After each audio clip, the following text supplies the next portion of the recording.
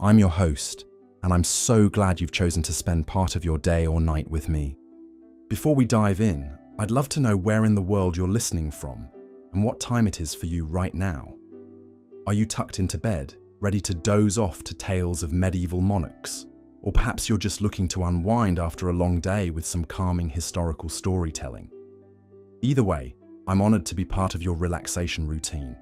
Feel free to leave a comment and let me know. And if you enjoy this kind of soft-spoken, educational content, be sure to hit that subscribe button so you never miss an episode. Tonight, we'll be journeying back to the Middle Ages, a time of great change, conflict, and more than a few controversial kings. These royal rascals pushed the boundaries of their power, shocked their subjects, and left scandalous legacies that endure to this day. Some were known for their cruelty, others for their debauchery. But one thing they all had in common was a talent for stirring up trouble. As we explore the lives and reigns of these notorious nobles, we'll paint a vivid picture of what it was like to live in medieval Europe. It was an era of great piety and superstition, when the Catholic Church held immense sway over every aspect of society. At the same time, it was a period of political upheaval, as feudal kingdoms jockeyed for power and kings clashed with the Pope himself. In this turbulent landscape, some monarchs managed to stand out for all the wrong reasons. They challenged religious authorities, brutalized their enemies, and indulged their basest desires, all while claiming a divine right to rule. Their audacity was matched only by the outrage they provoked. So get comfortable, dear listener, and let us transport you back to a time when royals ran amok and history was made by the boldest and baddest of kings.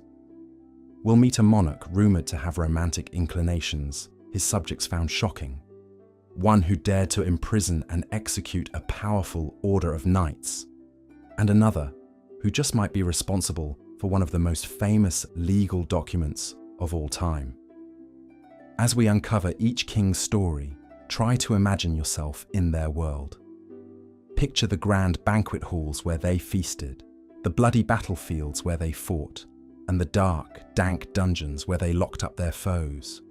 The Middle Ages may seem like a distant, dusty chapter in history, but these royal tales are as juicy and dramatic as any modern scandal.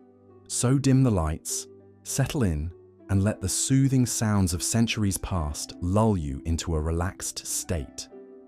We've got quite a cast of characters to meet on our journey through the annals of medieval misdeeds.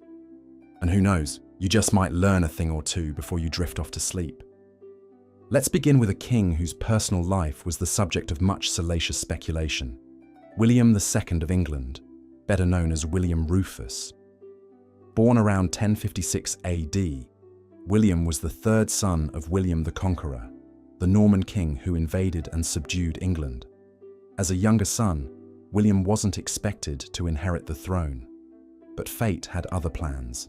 In 1087, William's father died, leaving the crown to his eldest son, Robert Curthose. But Robert was off fighting in the First Crusade, so William saw his chance to seize power. He rushed to England and was crowned king in Westminster Abbey, with the support of influential nobles who preferred him to Robert. From the start of his reign, William Rufus cut a controversial figure. He was known for his fiery temper, his love of luxury, and his disregard for the church. But what really set tongues wagging were the rumours about his personal life. You see, dear listener, medieval England was a deeply religious society, one that took a dim view of any deviation from traditional masculine norms. And William, it seemed, was a bit of a free spirit in that regard. There were whispers that he surrounded himself with fashionable young men, showering them with gifts and attention. Some even claimed his relationships with these favourites went beyond mere friendship. Of course, we can't say for certain whether these rumours were true. Medieval gossip could be just as unreliable as the modern tabloid press. But for a king to face such speculation was deeply scandalous at the time. William's perceived predilections became a favourite topic of his enemies, who saw them as proof of his moral unfitness to rule. As if that weren't enough to cement William's bad boy reputation, he also had a habit of quarrelling with the church. The most famous example came in 1093, when he clashed with Anselm, the Archbishop of Canterbury. The trouble started when William fell ill and, fearing he was on his deathbed, agreed to fill some vacant church positions, including the Archbishopric of Canterbury. He nominated Anselm, a respected scholar and abbot, for the top job. But William didn't die after all, and soon regretted his decision. He had a change of heart and tried to reverse Anselm's appointment, even offering him money to turn it down. Anselm, a man of principle, refused. The two men's relationship only worsened from there. William blocked Anselm from holding church councils and seized some of the archbishopric's revenues. Anselm, for his part, refused to condone William's attempts to assert royal authority over the church. The feud dragged on for years, a very public example of William's willingness to defy religious leaders. All of these controversies might have been forgotten by history if not for the shocking circumstances of William's death. In the year 1100, William was hunting in the New Forest when he was struck by an arrow and killed. The shot was fired by a nobleman named Walter Tyrrell, who just happened to be the brother of the man who had recently succeeded Anselm as Archbishop of Canterbury. Coincidence? Many at the time thought not.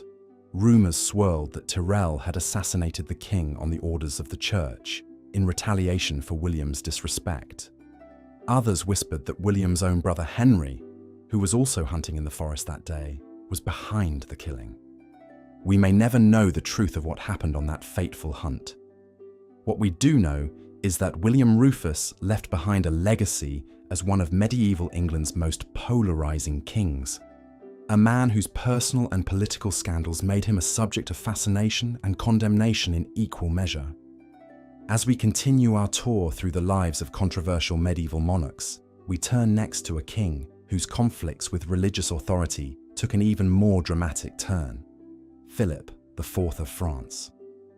Born in 1268, Philip came to the throne at the age of 17, inheriting a kingdom that was one of the most powerful in Europe. But he would soon put that power to use in ways that shocked and horrified his contemporaries. Philip's most notorious act was his brutal suppression of the Knights Templar, a wealthy and influential order of warrior monks. The Templars had been founded in the 12th century to protect Christian pilgrims traveling to the Holy Land. Over time, they had grown into a major financial and military force, with a network of strongholds and banks stretching across Europe. But in 1307, Philip suddenly turned on the Templars, ordering the arrest of their leaders on charges of heresy, blasphemy, and sexual misconduct. The knights were subjected to horrific torture, including having their feet roasted over flames until the bones fell out. Many confessed to the charges under duress, only to recant later. Philip didn't stop there. He pressured Pope Clement V to dissolve the Templar order entirely, seizing its assets for the French crown. The Templars' Grand Master, Jacques de Molay, was burned at the stake in 1314, proclaiming his innocence to the end. Historians still debate Philip's motives for this shocking purge. Some believe he was driven by a genuine belief that the Templars were guilty of heresy. Others argue that he was more interested in getting his hands on their vast wealth and eliminating a potential rival to his power. Whatever the reason, the suppression of the Templars was just one example of Philip's willingness to defy religious authorities. He also clashed repeatedly with Pope Boniface VIII, who tried to assert the Church's supremacy over secular rulers. In 1301, Boniface issued a papal bull declaring that kings were subject to the authority of the Pope. Philip wasn't having it. He responded by calling an assembly of French nobles and clergy, who issued a declaration affirming the independence of the French crown. The conflict escalated from there, with Philip's officials even physically assaulting Boniface at one point. The crisis reached its climax in 1303, when Boniface prepared to excommunicate Philip, a severe punishment that would have cut the king off from the sacraments of the Church. But before he could deliver the sentence, Boniface suddenly died. Many suspected foul play, and rumours circulated that Philip had ordered the Pope's murder. Whether or not that was true, there was no denying that Philip had won a major victory over the Church, cementing his authority as an absolute monarch. But Philip wasn't content to target just religious institutions. He also turned his ire on another vulnerable group, France's Jewish population. In 1306, he abruptly expelled all Jews from the kingdom, seizing their property and assets for the crown. The expulsion devastated Jewish communities that had lived in France for centuries. Many were forced to flee with little more than the clothes on their backs, seeking refuge in neighbouring lands. The crackdown also dealt a blow to the French economy, as Jews had played a significant role in banking and trade. Like the suppression of the Templars, the expulsion of France's Jews showed the ruthless lengths to which Philip was willing to go to consolidate his power and wealth. It was a chilling reminder of the precarious position of minorities in medieval society, subject to the whims of monarchs who claimed to rule by divine right.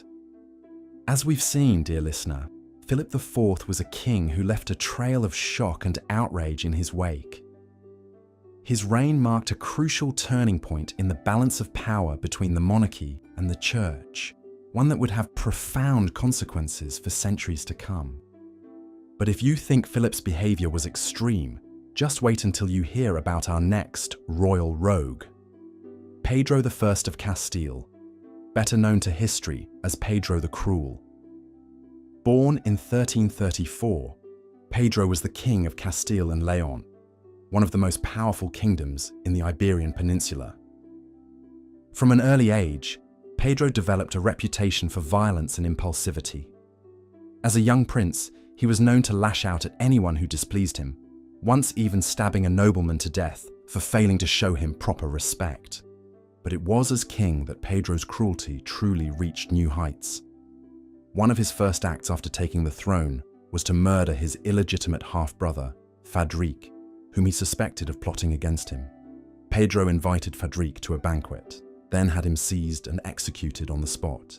Pedro's brutality wasn't limited to his own family. He also had a habit of turning on his allies and advisors, executing them at the slightest hint of disloyalty. One contemporary chronicler claimed that Pedro kept a special mace by his bed, which he used to bash in the skulls of anyone who displeased him. But Pedro's most notorious act of cruelty was his treatment of his wife, Blanche of Bourbon. The marriage was a political one, arranged to cement an alliance between Castile and France. But Pedro had no love for Blanche, and soon abandoned her in favour of his mistress, Maria de Padilla. When Blanche complained about her mistreatment, Pedro had her imprisoned and eventually put to death. The exact circumstances of her demise are unclear, but some accounts suggest that Pedro ordered her to be poisoned. Pedro's scandalous personal life and ruthless rule made him plenty of enemies. In 1366, his half-brother Henry of Trastamara launched a rebellion against him with the backing of the French crown. The ensuing civil war dragged on for years, with Pedro at one point seeking the help of England's Black Prince to shore up his position. In the end, though, Henry emerged victorious. He defeated Pedro in battle and had him captured and killed, according to legend, stabbing his half-brother to death with his own hand. It was a fitting end for a king whose life had been marked by violence and betrayal. As shocking as Pedro's reign was, it wasn't the last time that a Castilian king's personal life would cause a scandal. Fast forward a couple of centuries to the reign of Henry IV, who ruled from 1454 to 1474. Henry's most notorious scandal involved his marriage to Joan of Portugal. After several years of marriage, Joan gave birth to a daughter, also named Joan. But rumours swirled that the child was not actually Henry's, but rather the product of an affair between Joan and one of Henry's favourites, Beltrán de la Cueva. The rumours gained so much traction that Joan became known as Juana la Beltraneja, literally, Joan the daughter of Beltrán. The scandal cast doubt on the legitimacy of Henry's heir, and contributed to a period of political instability in Castile. In the end, Henry's reign ended in turmoil, with his half-sister Isabella and her husband Ferdinand of Aragon seizing power after his death. The couple would go on to unite Castile and Aragon into the Kingdom of Spain, ushering in a new era of Iberian history. But the legacy of controversial kings like Pedro and Henry would linger long after their deaths. Their shocking deeds and tumultuous personal lives became the stuff of legend. Cautionary tales about the dangers of unchecked power.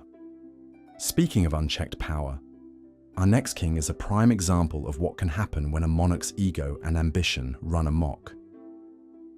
Eric XIV of Sweden, who ruled from 1560 to 1568, was a man of great intellect and cultural sophistication. He spoke several languages, composed music, and fancied himself a Renaissance prince. But Eric's reign was also marked by paranoia, delusions, and erratic behavior. Early on, he became convinced that his half-brother John was plotting to overthrow him. Eric had John imprisoned and even threatened to have him executed, though he eventually backed down. As his reign went on, Eric's mental state seemed to deteriorate further.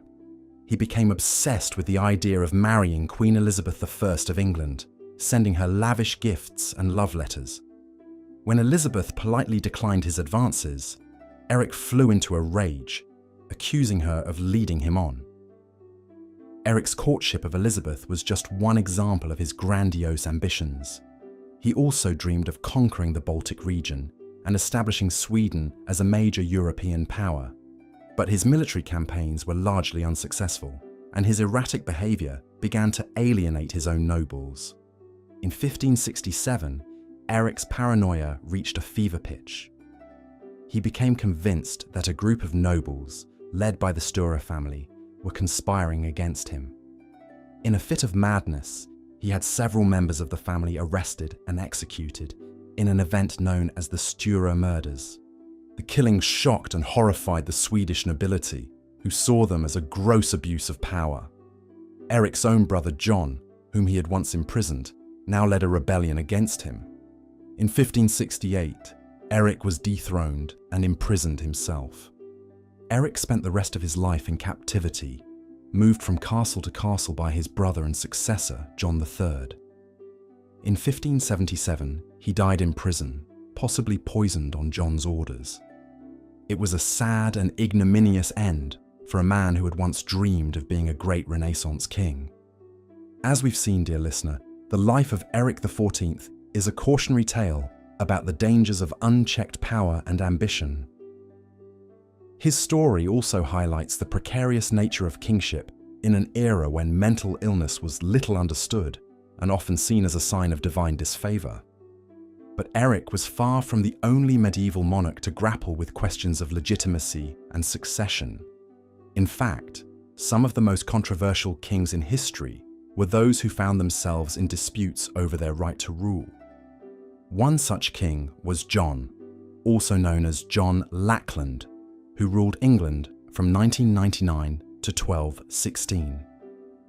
John was the youngest son of King Henry II and had not been expected to inherit the throne. But when his elder brother Richard the Lionheart died without an heir, John claimed the crown for himself. John's reign was plagued by conflicts with his own nobles, who resented his attempts to centralize power and raise taxes. In 1215, a group of barons rebelled against John and forced him to sign the Magna Carta, a document that limited the powers of the monarchy and established the principle of the rule of law. But John had no intention of abiding by the Magna Carta's terms. He appealed to Pope Innocent III to annul the document, arguing that it had been signed under duress. When the barons learned of John's betrayal, they invited Prince Louis of France to invade England and claim the throne for himself. The ensuing war was a disaster for John. He lost a treasure trove of royal jewels and gold while crossing a treacherous stretch of marshland, and soon after fell ill with dysentery. In 1216, He died a miserable and ignominious death, his kingdom in ruins. John's reign was so disastrous that he became known as Bad King John in popular legend. But his legacy is more complex than that simple epithet suggests. The Magna Carta, though initially a failure, would go on to become a cornerstone of English law and a symbol of individual. As we've seen, the reigns of Henry VIII and his contemporaries were marked by religious upheaval, political intrigue, and plenty of personal scandal. But they were far from the only controversial kings to sit on the thrones of medieval Europe. Take, for instance, the notorious Charles II of Navarre, known to history as Charles the Bad. Born in 1332, Charles was a man of great ambition and few scruples.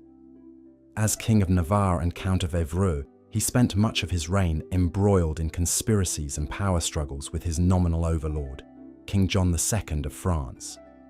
Charles first ran afoul of the French crown in 1354, when he was accused of plotting to assassinate the Dauphin, the future King Charles V. Though the evidence was scant, he was imprisoned by King John. But Charles was nothing if not cunning. He soon escaped and fled to his lands in Navarre, where he raised an army and declared war on France. Over the next few decades, Charles proved himself a thorn in the side of the French monarchy. He allied himself with England during the 100 Years' War, and later murdered a prominent French nobleman, Count Charles of Spain. His scandalous deeds earned him the nickname Charles the Bad and made him powerful enemies on both sides of the Channel. But perhaps Charles's most audacious plot was his scheme to claim the French throne itself. In 1378, he announced that he was the rightful King of France by virtue of his descent from King Louis X. It was a bold claim, and one that found little support among the French nobility. But it showcased Charles's naked ambition and disregard for political norms. Charles's adventurism eventually proved his undoing. In 1387, after decades of on and off conflict with France, he was forced to surrender most of his French lands to King Charles VI. Though he remained King of Navarre, his power was much diminished. He died just 6 years later, his grand designs largely unfulfilled. Charles the Bad's turbulent reign showcases the web of rivalries and alliances that defined medieval politics. In an age when royal authority was often tenuous, ambitious nobles like Charles could carve out their own fiefdoms and challenge even the mightiest of kings.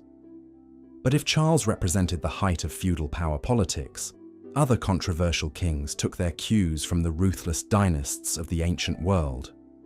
One such figure was Vlad III, Prince of Wallachia, better known to history as Vlad the Impaler. Born in 1431 in present-day Romania, Vlad was the second son of Vlad II Dracul, a member of the Order of the Dragon, a chivalric order dedicated to defending Christian Europe from the Ottoman Turks. As a young nobleman, Vlad and his brother were sent to the Ottoman court as political hostages, a common practice at the time, designed to ensure the loyalty of vassal rulers. Vlad's years in Ottoman captivity had a profound impact on his psyche and his ruling style. He developed a deep hatred for the Turks and a reputation for brutality that would follow him all his life. When Vlad finally claimed the Wallachian throne in 1456, he wasted no time in consolidating his power. He invited his political rivals to a great feast at his castle, then had them all arrested and impaled on stakes. This grisly display was just a taste of the terror to come. Over the next few years, Vlad earned his macabre nickname through a campaign of cruelty that shocked even his contemporaries. He impaled thousands of his own subjects for crimes as petty as stealing a loaf of bread. He also unleashed a reign of terror against the Transylvanian Saxons, a German-speaking minority whom he saw as a threat to his power. But Vlad reserved his greatest brutality for his old enemies, the Ottoman Turks. In 1462, he launched a daring raid into Ottoman territory, burning villages and slaughtering peasants with gleeful abandon. When the Sultan Mehmed II sent envoys to negotiate a truce, Vlad had them impaled on the spot. Vlad's defiance of the Ottomans made him a hero to many in Europe, who saw him as a Christian bulwark against the Islamic tide. But his cruelty and paranoia eventually alienated even his closest allies. In 1462, he was deposed by his own brother Radu, who had been raised alongside him as an Ottoman hostage. Though he later regained his throne, his power was broken. Vlad himself was killed in battle in 1476 or 1477, his body allegedly decapitated by the Turks. Today, Vlad the Impaler is remembered more as a figure of Gothic horror than as a real historical personage. His deeds were so shocking, so seemingly inhuman, that it's tempting to relegate him to the realm of nightmares and dark fantasies. But the true history of this controversial king is even more disturbing than the legend. Vlad's reign of terror may have been extreme, but it was far from unique in the bloody annals of medieval kingship. Across Europe, monarchs and nobles alike engaged in acts of cruelty and vengeance that seem scarcely believable to modern minds. In England, for instance, there was the notorious King John, whose misrule and capricious violence led to a baronial revolt and the signing of the Magna Carta in 1215. Though often remembered today as a champion of liberty, John was in fact a ruthless tyrant who thought nothing of murdering his own nephew or starving his opponents to death in his dungeons. Then there was the Holy Roman Emperor Frederick II, a brilliant but amoral ruler who clashed repeatedly with the papacy and was accused of heresy, blasphemy, and even Satanism by his enemies. Frederick was a man of insatiable curiosity and cruel whims, who once had a group of children raised in isolation to see what language they would speak, the so-called language deprivation experiment. He was also rumoured to have kept a harem of concubines and dabbled in the occult arts, charges that only added to his sinister reputation. But perhaps no medieval monarch embodied the dangerous allure of power quite like the legendary Empress Theodora of the Byzantine Empire. Born into poverty and disgrace, her father was a bearkeeper at the Hippodrome, and she herself worked as an actress and courtesan in her youth. Theodora rose to become the most powerful woman in the medieval world. As the wife of Emperor Justinian I, Theodora wielded enormous influence over the Byzantine state. She helped to crush the Nika riots that nearly toppled her husband's regime, and later convinced him to stand firm in the face of a devastating plague and foreign invasions. Her bravery and ruthlessness earned her the admiration of her subjects, but also the enmity of the Byzantine elite, who resented her humble origins and her unfeminine assertiveness. Theodora's most controversial act, however, was her active involvement in religious affairs. A devout monophysite Christian, who believed that Christ had only one divine nature, rather than a human and divine nature as taught by Orthodox doctrine, she used her influence to promote monophysite clerics and to persecute their Orthodox rivals. This put her at odds with the Pope and much of the Western Church, a conflict that would have far-reaching consequences for the unity of Christendom. Despite her many enemies, Theodora remained a force to be reckoned with until her death in 548 AD. She was mourned by the common people of Constantinople, who saw her as a protector and champion. But she was reviled by the senatorial class, who spread scurrilous rumours about her sexual depravity and cruelty. Like so many controversial rulers of the Middle Ages, Theodora's legacy is a complex one. She was a woman who defied the conventions of her time and wielded power in a world that was hostile to female authority.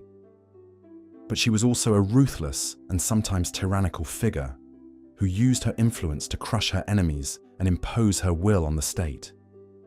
In the end, perhaps that is the most enduring lesson of medieval kingship, that power, for all its seductive allure, is a dangerous and corrupting force.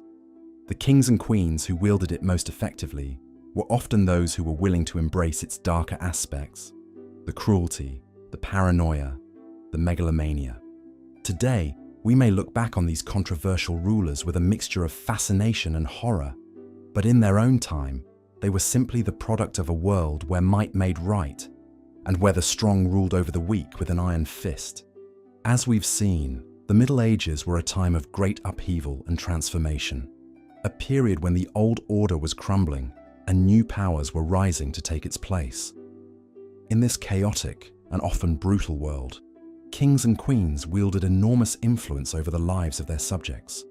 Some used that power for good, while others used it for ill. But all of them left an indelible mark on history.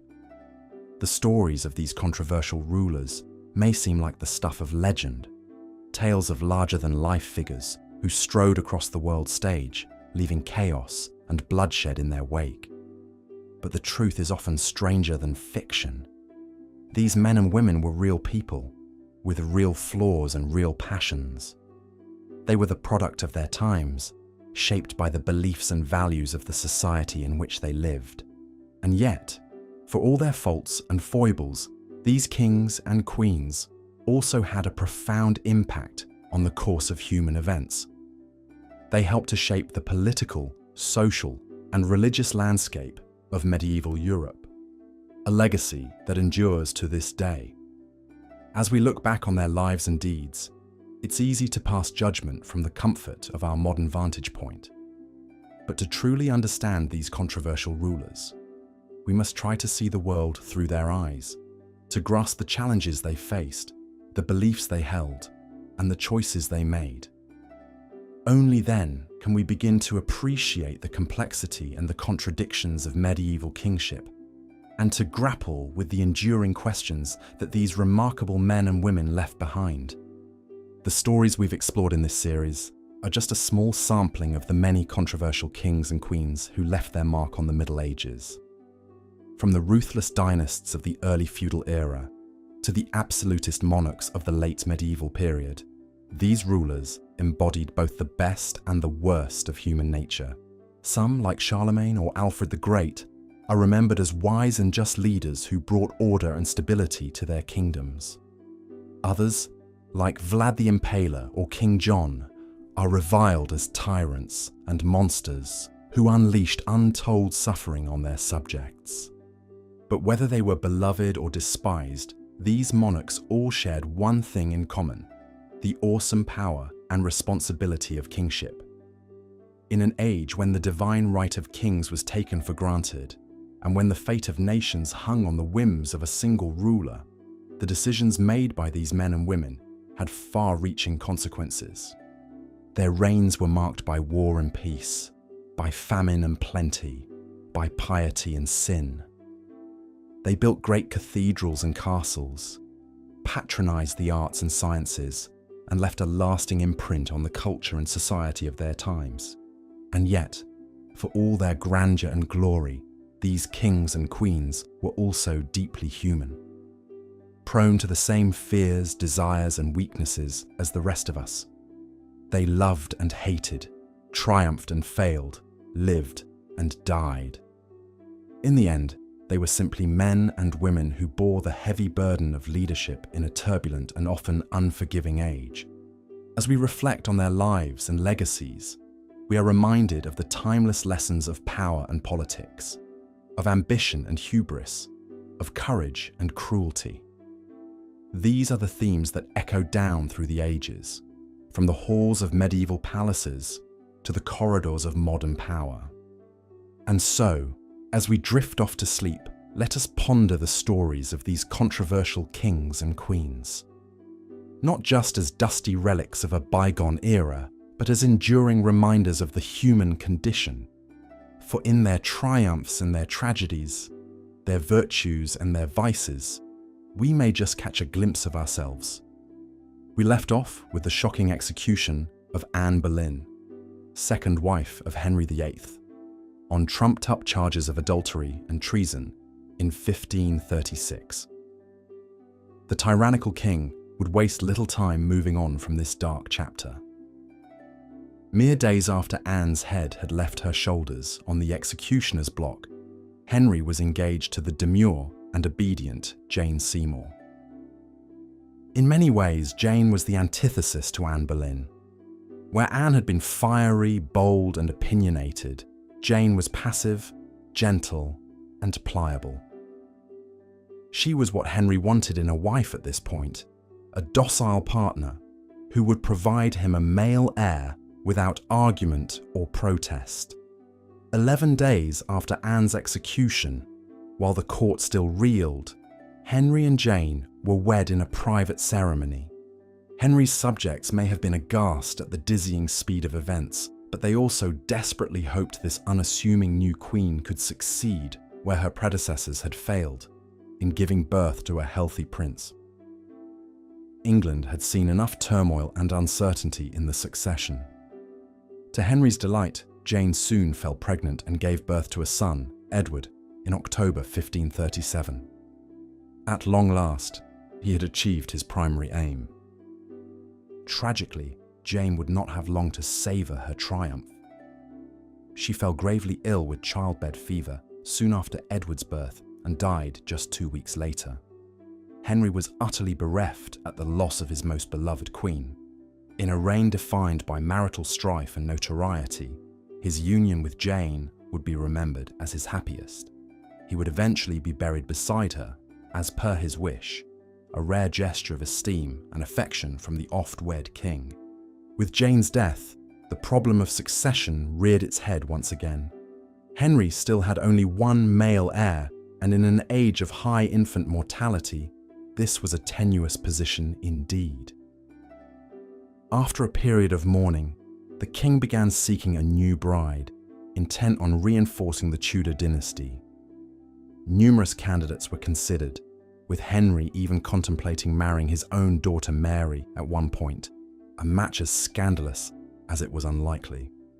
In the end, Thomas Cromwell, Henry's chief minister, devised a plan to wed the king to Anne of Cleves, a German noblewoman.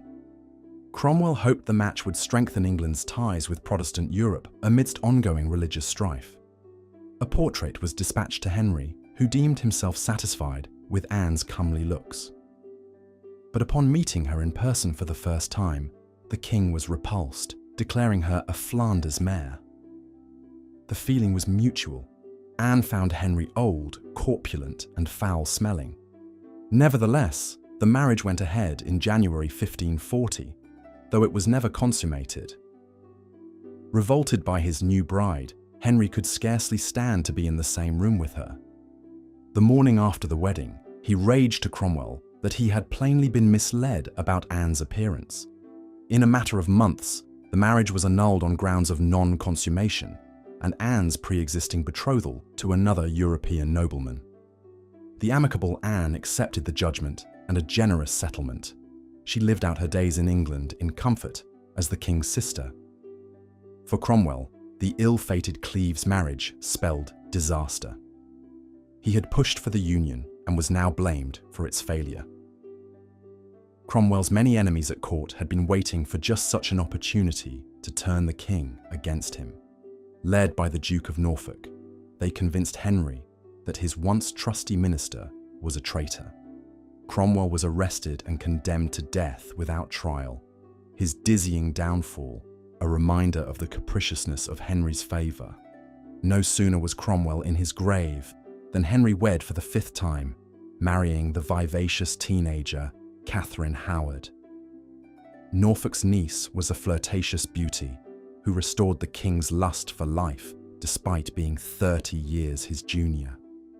But history would soon repeat itself in shocking fashion. Whispers reached Henry of Catherine's colourful sexual past and possible infidelity. An investigation uncovered tawdry details of affairs with at least 2 men predating her marriage, as well as allegations of adultery with a courtier. For the aging Henry, it was a crushing blow. Enamoured with his girl bride, he had indulged her every whim and shown off her youthful charms, only to be made a fool of by her scandalous conduct. The punishment would be every bit as brutal as that meted out to Anne Boleyn. After a trial in which her own relatives provided damning evidence, Catherine was beheaded for high treason in February 1542, along with several alleged paramours. The Howard debacle marked a turning point for the king. His health in serious decline and having grown morbidly obese, Henry withdrew from public life. Perhaps chastened by this humiliation, he made a far more sensible choice for his sixth wife, marrying the mature widow Catherine Parr in 1543. More nurse than spouse, Parr would be spared the cruel fates of her predecessors, providing Henry companionship in his final years. Throughout this tumultuous period, the king had not neglected his obsession with securing the succession. The misfortunes that had befallen Henry's wives stood as stark reminders of the fragility of the Tudor dynasty. With characteristic ruthlessness, the king moved to shore up his line, executing any and all perceived threats. Most notably, Margaret Pole, Countess of Salisbury and daughter of George, Duke of Clarence, was brutally put to death in 1541 on trumped-up charges of treason at the age of 67. Her real crime was being one of the few remaining Plantagenets with a blood claim to the throne. The manner of her execution was especially vicious. When Margaret refused to lay her head upon the block, the inexperienced executioner hacked at her head and shoulders, taking 11 blows to strike the fatal hit. It was a gruesome end for a woman of noble birth, and a sign of Henry's growing paranoia and brutality. As the king's life drew to a close, the question on all lips was the fate of his sole male heir. Edward was still a child, inheriting the throne at the tender age of 9 upon Henry's death in January 1547. On his deathbed, the king had named a regency council dominated by Protestants to rule on Edward's behalf. But this did little to quell the vicious power struggle already brewing. Despite reigning for only 6 years, Edward VI would preside over a period of immense religious upheaval. Under the sway of radical Protestant advisors like Edward Seymour and John Dudley, he would accelerate the English Reformation begun by his father, moving the Church of England in an even more extreme direction. Catholic rites were banned, priests could marry, and even the act of hearing the Latin Mass was punishable by imprisonment. But like so many boy kings, Edward's reign would be cut tragically short. Always a sickly youth, he contracted tuberculosis and died at the age of 15 in 1553.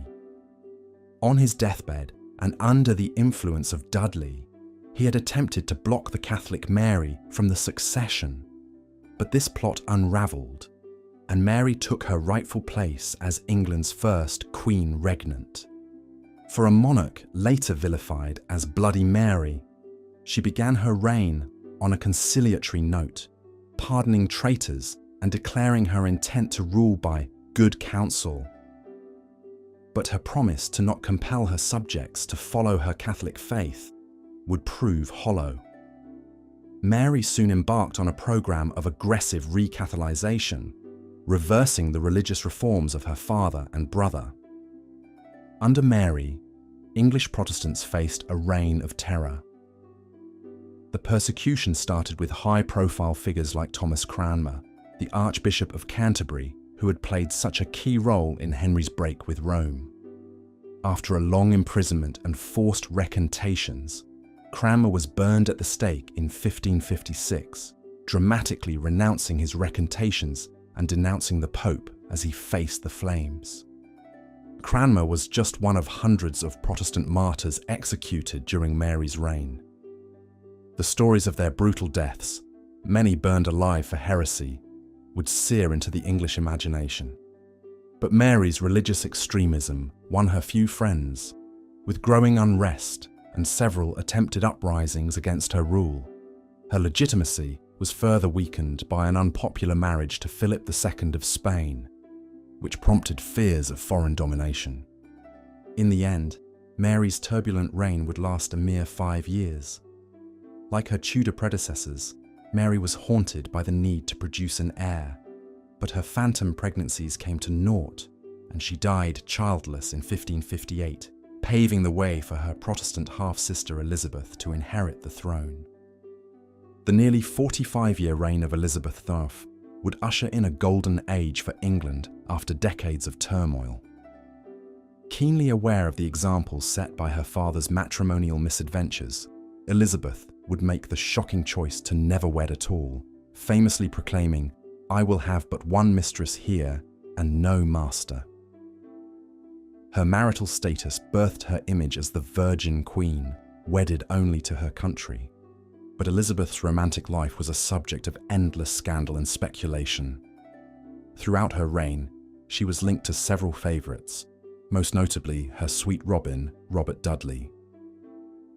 Rumours swirled that the lifelong bachelor was impotent, that he had murdered his first wife to be free to marry the Queen, and that he was even Elizabeth's secret lover or illegitimate half-brother. None of this could be proven, but the whispers persisted. As Queen, Elizabeth had to fend off countless marriage proposals from foreign princes and navigate the tricky waters of international diplomacy. She used the lure of matrimonial alliances as a key political tool while ultimately remaining single. Her failure to marry was a source of great concern, but she skillfully managed the succession issue, designating James VI of Scotland as her heir on her deathbed.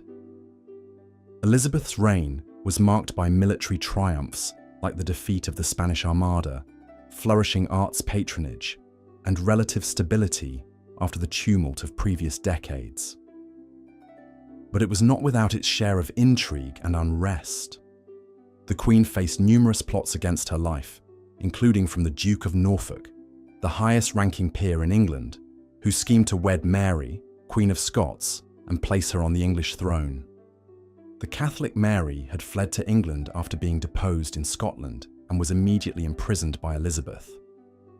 Seen as a threat because of her strong claim to the English crown, Mary would remain a captive for nearly 20 years. She became the focal point for Catholic conspiracies and ultimately entangled in the Babington plot to assassinate Elizabeth. Convicted of treason, she was beheaded on Elizabeth's orders in 1587 after much agonizing by the Queen. Mary's execution remains one of the most controversial and dramatic episodes of Elizabeth's rule. It carried eerie echoes of the vicious dynastic slaughter that had characterized her father's reign. But while Henry VIII had annihilated threats and upended the country for the sake of producing an heir, Elizabeth would defy this model, ruling England as a woman alone in a remarkable feat of political survival. In the end, the Tudor dynasty would not long outlive Elizabeth. After 118 years on the throne, the House of Tudor came to an end with her death in 1603. The crown passed peacefully to the Stuarts in the form of James I of England, the son of Elizabeth's old nemesis Mary, Queen of Scots. It was a twist of fate laden with irony, and a sign of just how far England had come since the bloody days of Henry VIII. As we reflect on the scandalous reigns of the Tudor monarchs, what lingers above all is a sense of the immense human drama behind the crown. The royal bed and birthing chamber formed the epicenter of political life, shaping the fates of queens and countries alike. For all their outward splendor, monarchs like Henry VIII were slaves to the most primal of drives: the need to secure the succession at any cost. The Tudor period also reminds us of the astonishing power of the individual to shape the course of history. Towering personalities like Henry VIII and Elizabeth I loom large over the era, their personal quirks and obsessions leaving indelible marks on everything from England's religion to its place on the international stage. At the same time, the period's queens consort stand as poignant reminders of the human collateral damage wrought by unchecked royal power. In death, as in life, the controversial Tudor monarchs retain their hold on our imaginations, inviting us to reflect on the enormous burdens and responsibilities of wearing a crown. As scandals swirled and heads quite literally rolled, England was dragged into the modern era, undergoing religious, political, and cultural revolutions that would reverberate through the centuries. Against all odds, the tawdry Tudor court birthed a new model of English kingship, and a legacy as captivating as it is shocking. As we've seen, the reigns of Pedro I of Castile, Eric XIV of Sweden and John of England were marked by brutality, paranoia, and conflicts with nobility that would ultimately lead to their downfalls. But perhaps no medieval monarch left a more indelible mark on history than Henry VIII of England. Born the second son of Henry VII, young Henry was never expected to inherit the throne. But when his elder brother Arthur died suddenly at age 15, Henry became the heir apparent. He ascended to the throne in 1509 at age 17, quickly marrying his brother's widow, Catherine of Aragon. The early years of Henry's reign were marked by extravagance, as the young king enjoyed lavish banquets, grand tournaments, and ambitious foreign military campaigns. But it was Henry's desperate quest for a male heir that would come to define his legacy. After nearly 20 years of marriage, Catherine had failed to produce a surviving son, only a daughter, Mary. By 1527, Henry had become enamored with the young Anne Boleyn and sought an annulment from Catherine to marry her instead. When Pope Clement VII refused to grant the annulment, Henry took the shocking step of breaking with the Catholic Church altogether. In 1534, Henry declared himself the supreme head of the Church of England, essentially appointing himself the Pope of his own church. This allowed him to finally annul his marriage to Catherine and wed Anne Boleyn. England was now a Protestant nation, and the Catholic monasteries were dissolved as their wealth poured into Henry's coffers. But Henry's marital strife was far from over. Just 3 years after their wedding, he had Anne Boleyn beheaded on likely trumped-up charges of adultery and treason. He would go on to marry 4 more times, executing another wife and overseeing England's zigzagging between Protestantism and Catholicism. His erratic religious policy saw both Protestants and Catholics burned at the stake for heresy. Henry VIII died in 1547, leaving the throne to his young son, Edward VI. Though he had finally produced the male heir he so desperately sought, Edward would die childless just 6 years later. The tumultuous saga of Henry's marriages and the royal succession would continue, as England ricocheted between Protestant and Catholic monarchs. In many ways, Henry VIII embodies the contradictions and controversies of so many medieval kings. He is remembered as a captivating yet capricious ruler, ushering in the English Renaissance while executing tens of thousands of dissenters. His break from Rome forever reshaped the religious landscape of Europe, but his true motivations seem to lie more in consolidating his own power and satisfying his lusts than theological convictions. As we reflect back on the scandalous lives and stranger-than-fiction stories of the most controversial kings of the Middle Ages, we see that Henry VIII was far from alone in his outrageous deeds. From the mysterious death of William II to the brutal purges of Pedro the Cruel, medieval chronicles are littered with accounts of corruption and abuse of power. These sordid tales can perhaps be seen as cautionary ones, warning of the dangers of unchecked authority. Kings like Philip IV of France and John of England learned the hard way that even divinely appointed monarchs were not immune from the wrath of nobles, clergy, and commoners they flagrantly oppressed. The Magna Carta and the defiance of the Knights Templar demonstrated that there were limits to the power of kings. At the same time, the willingness of medieval kings to shock and scandalize, to upend long-standing traditions and institutions, could be seen as a perverse sort of progress. Henry VIII's break from Rome, as selfishly motivated as it was, opened the door for a freer and more pluralistic England. In an era of conformity and superstition, there is something perversely admirable about the iconoclasm of rulers who refused to follow the rules, even as it led them to cruelty and ruin. As we drift off to sleep, lulled by these lurid tales of our ancestors, we are left to ponder what they reveal about human nature and the corrupting influence of power. The pageantry and brutality of the Middle Ages may seem remote to us now, but in the shocking deeds of these controversial kings, we see shadows of our own capacity for scandal and self-destruction. Perhaps there is a twisted king lying in wait within us all, just looking for a throne to ascend and a crown to abuse. And on that unsettling note, I bid you good night and sweet dreams of more civilized times. And so, as we've seen, the reign of Henry VIII was marked by tumult, scandal, and religious upheaval that would forever change the course of English history. His desperate quest for a male heir led him to break with the Catholic Church, establishing the Church of England with himself at the head. This seismic shift in religious authority would have profound consequences, setting the stage for centuries of conflict between Catholics and Protestants in England and beyond. But Henry's legacy extended far beyond the religious sphere. His 6 marriages, 2 of which ended with his wives' heads on the chopping block, have become the stuff of legend. The tale of Anne Boleyn, in particular, has captured the imagination of generations. A vivacious, ambitious woman who caught the eye of a king, only to be accused of adultery and incest when she failed to produce a male heir. Her tragic end, beheaded on the grounds of the Tower of London, serves as a chilling reminder of the precariousness of life in Henry's court. Indeed, Henry's reign was characterized by an almost casual brutality, a willingness to dispose of anyone who stood in the way of his desires.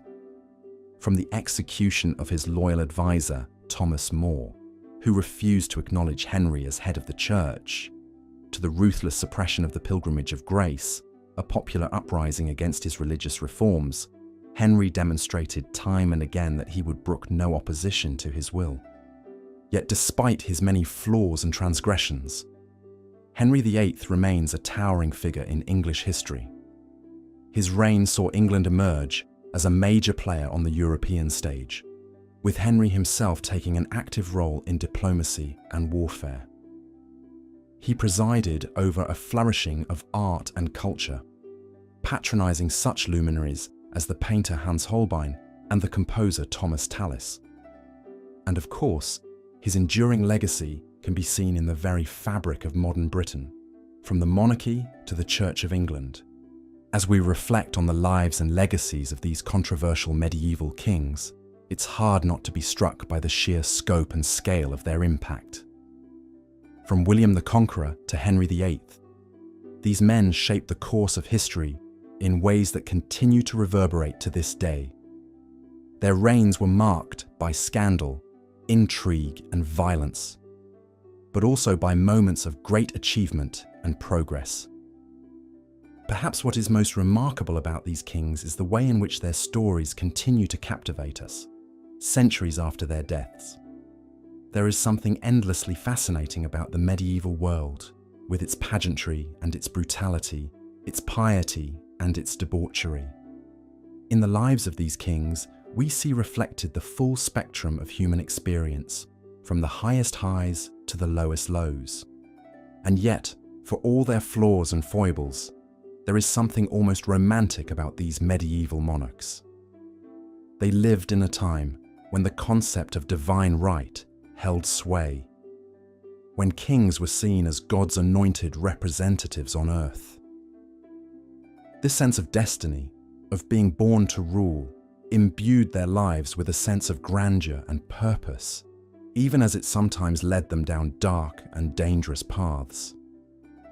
As we look back on the medieval era from the vantage point of the present day, it's easy to view these kings as something of a cautionary tale.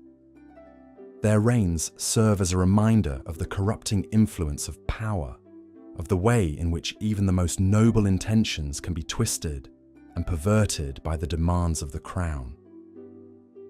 And yet, at the same time, there is something undeniably compelling about their stories, about the way in which they struggled and strived to leave their mark on history. In the end, perhaps the most enduring legacy of these controversial kings is the way in which they continue to inspire and fascinate us long after their bones have turned to dust. Their lives and deeds have become the stuff of legend, woven into the fabric of our collective imagination. And as we drift off to sleep, our minds filled with tales of courtly intrigue and battlefield heroics, we can perhaps find some small measure of comfort in the knowledge that, for all their flaws and failures, these kings left an indelible mark on the world, one that will endure for generations to come. So let us bid farewell to the controversial kings of the medieval era, secure in the knowledge that their stories will live on, as enduring testament to the power and the peril of the crown. May their tales continue to inspire and enlighten us, even as they lull us into the gentle embrace of sleep. And may we awake in the morning with a newfound appreciation for the rich tapestry of history, and for the countless men and women who have shaped it through their deeds and their misdeeds, their triumphs and their tragedies. For in the end, it is the sum total of these stories that makes us who we are, that binds us together as a species and propels us ever forward into the uncertain but endlessly fascinating future that awaits us all. Soft, calm narrator voice. As we delve deeper into the scandalous lives of medieval monarchs, we cannot overlook the audacious antics of Philip IV of France, a king whose reign was marked by suppression, feuds, and downright ruthlessness. Philip, also known as Philip the Fair for his handsome appearance, ascended to the French throne in 1285 at the tender age of 17. But don't let his youthful good looks fool you. This king was as cunning and cutthroat as they come. Early in his reign, Philip set his sights on the legendary Knights Templar, a powerful military order that had amassed immense wealth and influence during the Crusades. Envious of their riches and suspicious of their secretive ways, Philip hatched a plan to take them down. On Friday, October 13th, 1307, Philip ordered the simultaneous arrest of all Templars in France. In a move that would make even the most ardent conspiracy theorist blush, he charged them with a litany of offences, including heresy, blasphemy, and homosexuality. The stunned knights were hauled off to face torture and trial, their vast treasure seized by the crown. After confessions were extracted under duress, scores of Templars were burned at the stake, including their Grand Master Jacques de Molay. As the flames consumed him, de Molay allegedly cursed Philip and Pope Clement V, who had conspired with the king to dismantle the order. But Philip's audacity didn't stop there. In an era where monarchs were expected to defer to the authority of the church, Philip dared to challenge the Pope himself.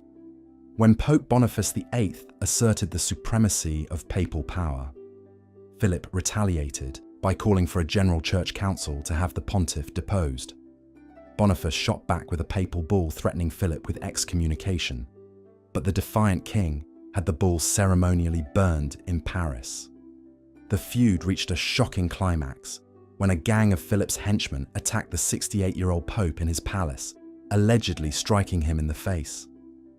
Although Boniface was released after 3 days, he died just a month later, leaving Philip to install a more compliant French pope and cement his authority over the church in France. As if that weren't enough, Philip also turned his ire on France's Jewish population. In 1306, he abruptly expelled all Jews from the kingdom, giving them mere months to flee and seizing their property and assets in the process.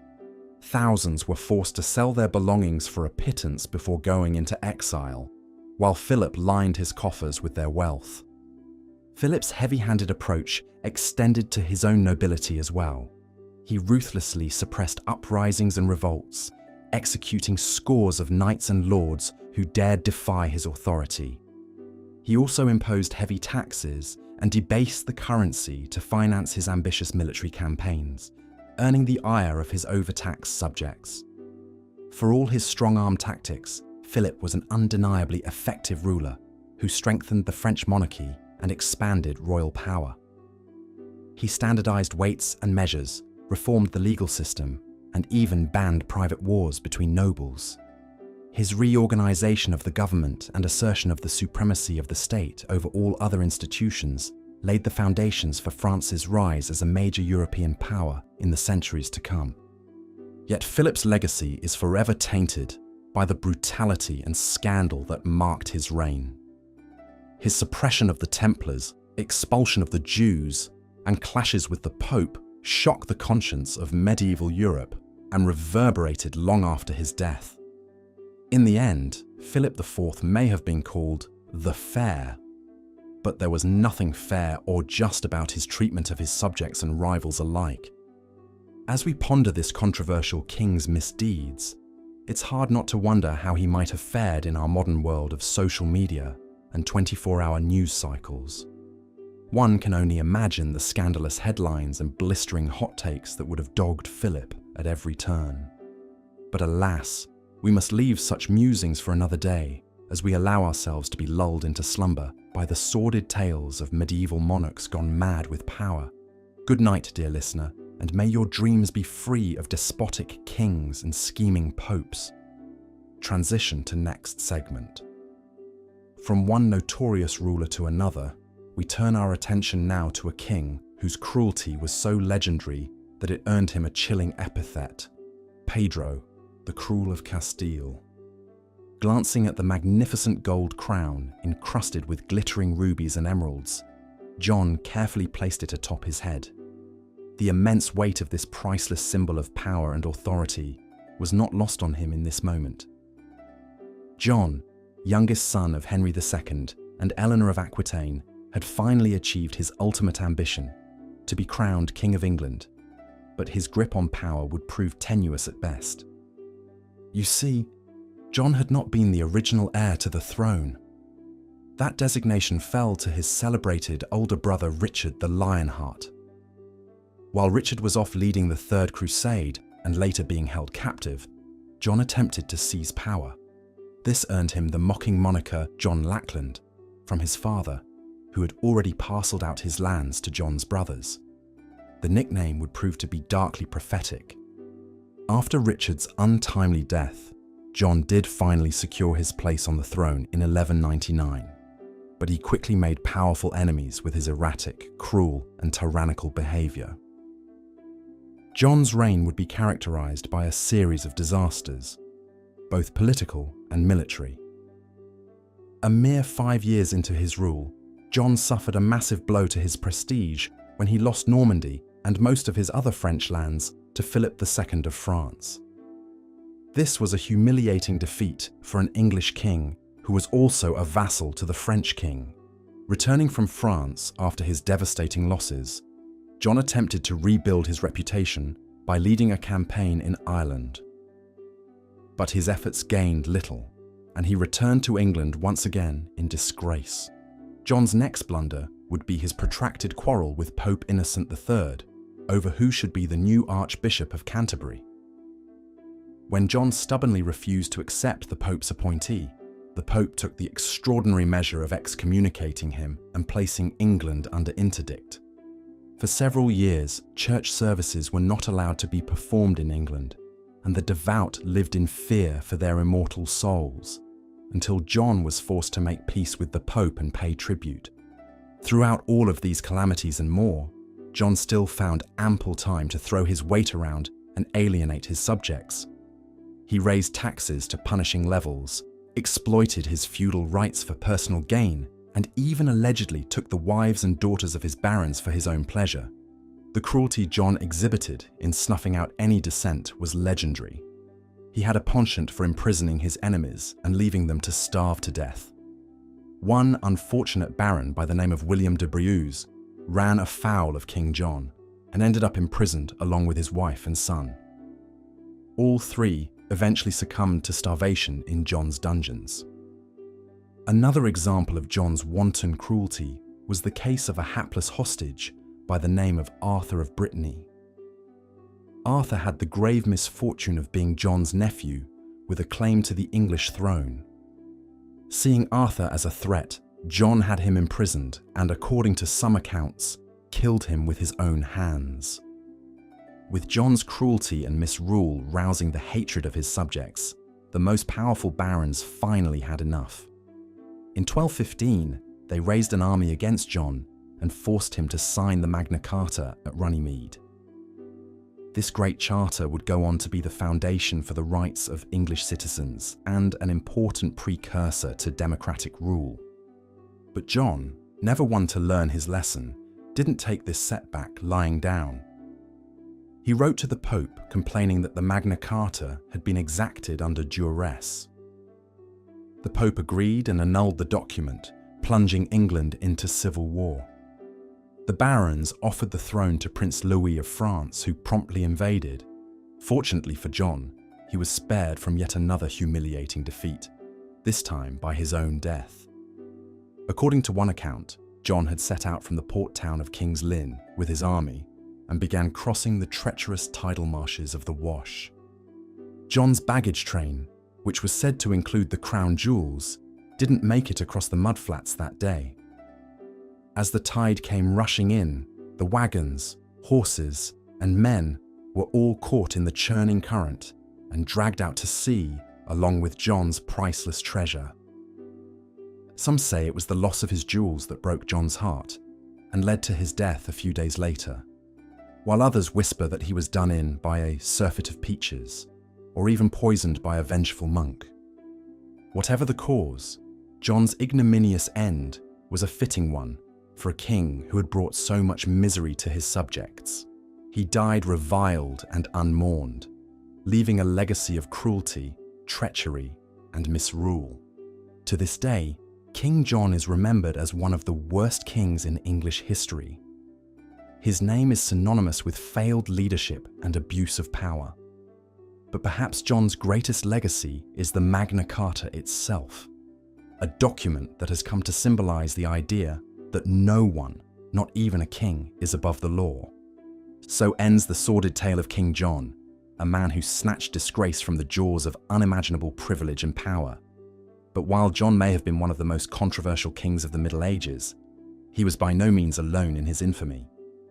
The medieval world was full of colourful monarchs, whose lives and deeds continue to fascinate us to this day. From the warring kings of England and France to the cutthroat dynastic struggles of Castile and Aragon, medieval monarchs were a breed apart.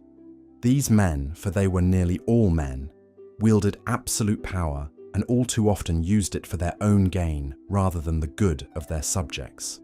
They waged endless wars, murdered their rivals, and exploited their lands and people with impunity. But despite their many flaws and failings, there is still something undeniably compelling about these medieval rulers. Perhaps it is the sheer drama of their lives, the court intrigues, the battles, the romance and the betrayals. Or maybe it's the way they embodied the spirit of an age of faith and superstition, of chivalry and brutality, of soaring cathedrals and grim dungeons, an age when the line between greatness and infamy was so often blurred. Whatever the reason, the controversial kings of the Middle Ages continue to cast a long shadow over the popular imagination. Their stories serve as a reminder of the dangers of unchecked power and the timeless human capacity for both greatness and depravity. And so, as we reflect on the tumultuous lives and scandalous deeds of these medieval monarchs, perhaps we can take some small comfort in the fact that, for all their flaws, they were still only human. They may have worn crowns and sat on thrones, but in the end, they were subject to the same fears, desires, and weaknesses as the rest of us. In that sense, the controversial kings of the Middle Ages are not just dusty figures from a bygone era, but a mirror held up to our own humanity. A reminder that power, for all its seductions, is ultimately a double-edged sword, and that even the mightiest among us are still only mortal in the end. So let us leave this exploration of medieval infamy with a renewed appreciation for the complexities of the human condition. And let the tales of these controversial kings be a gentle reminder, as we drift off to sleep, of the fleeting nature of power and the eternal struggle between light and darkness that lies at the heart of the human experience. As we've seen, the reigns of Henry VIII and John Lackland left indelible marks on English history, reshaping the very fabric of politics, religion, and society in ways that would reverberate for centuries to come. But they were far from the only medieval monarchs to leave a controversial legacy. Across the Channel in France, another king was making waves with his ruthless suppression of a powerful religious order and his insatiable greed. Philip IV of France, also known as Philip the Fair, due to his handsome appearance, cuts a striking figure in the annals of medieval history. On the surface, he appeared to be the very model of a chivalrous Christian king, pious, just, and commanding.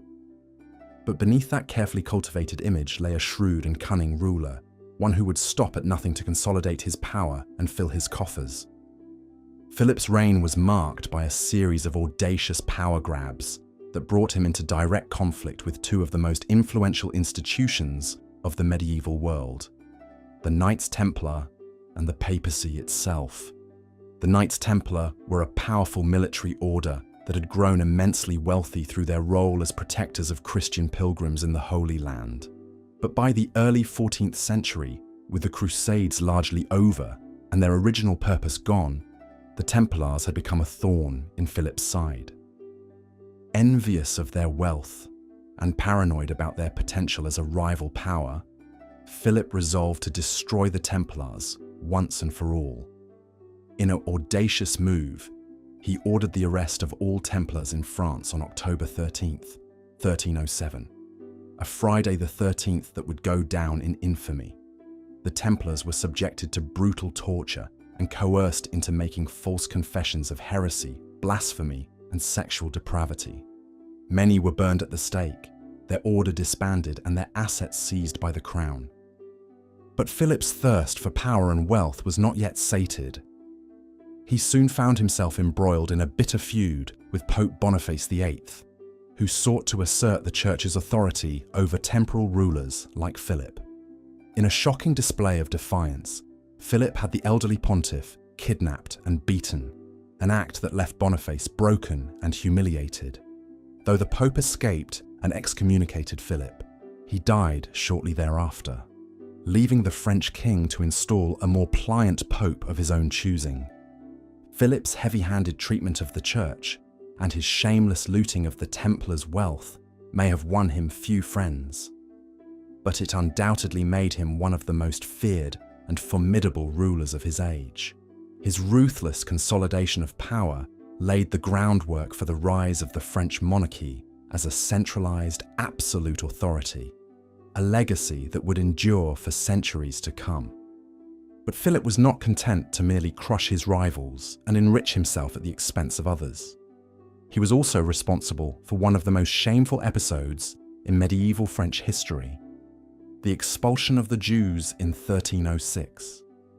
Seeking to bolster his depleted treasury, Philip ordered the arrest of all Jews in his kingdom, seizing their property and assets and forcing them to leave the country under pain of death.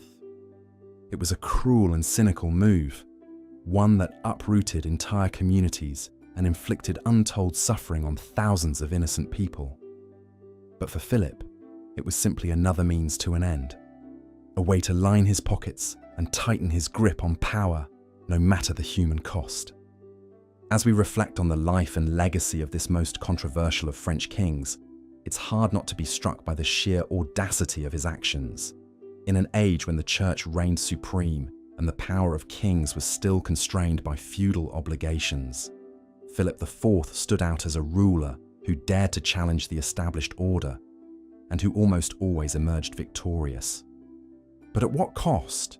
The suppression of the Templars, the humiliation of the papacy, the expulsion of the Jews, these were not the acts of a just or benevolent ruler, but rather the desperate gambits of a man consumed by his own ambition and greed.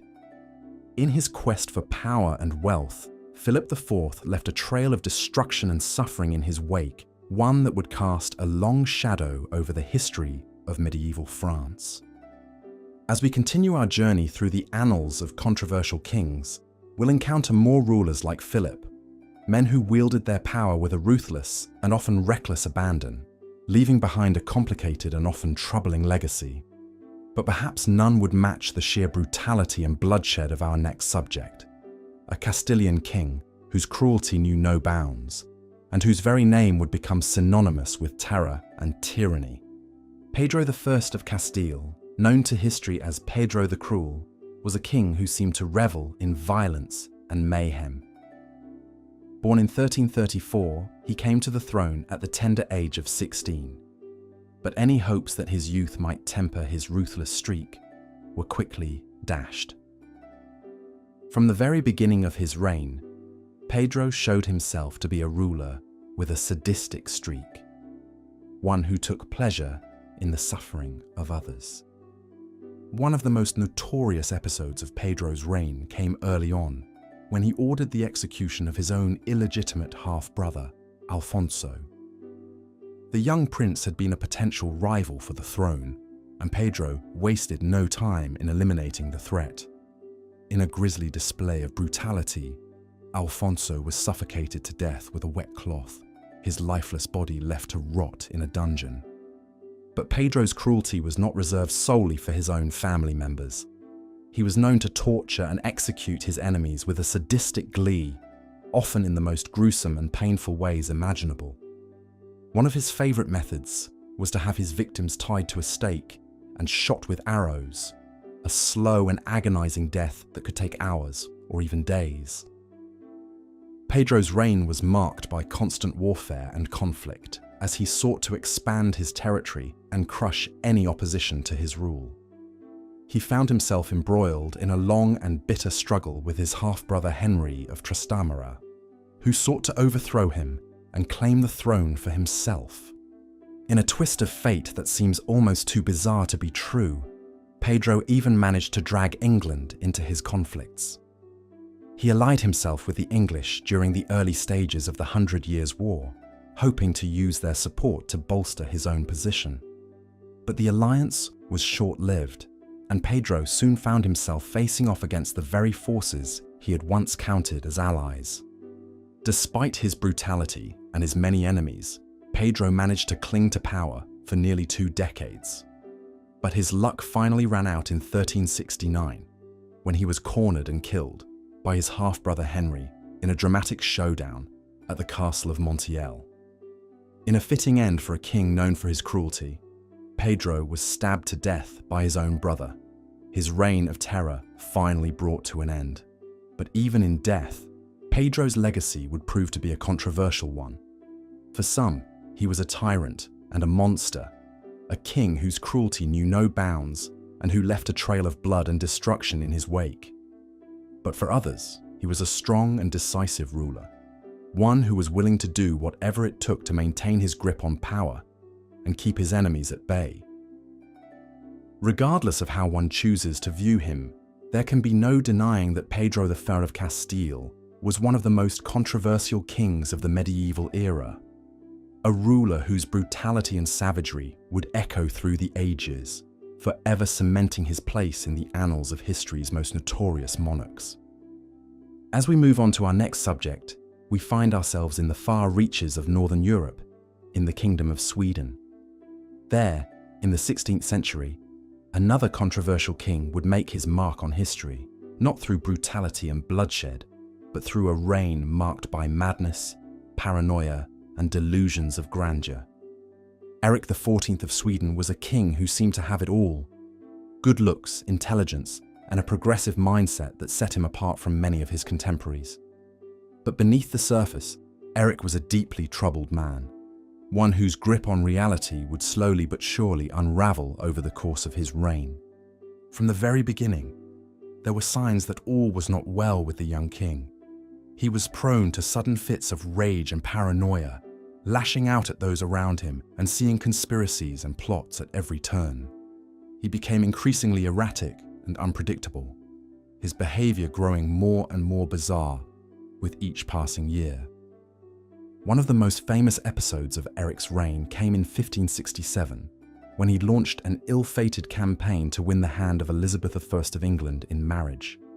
Despite being rebuffed by the English Queen, Eric became convinced that she was secretly in love with him, and he grew increasingly obsessed with the idea of making her his bride.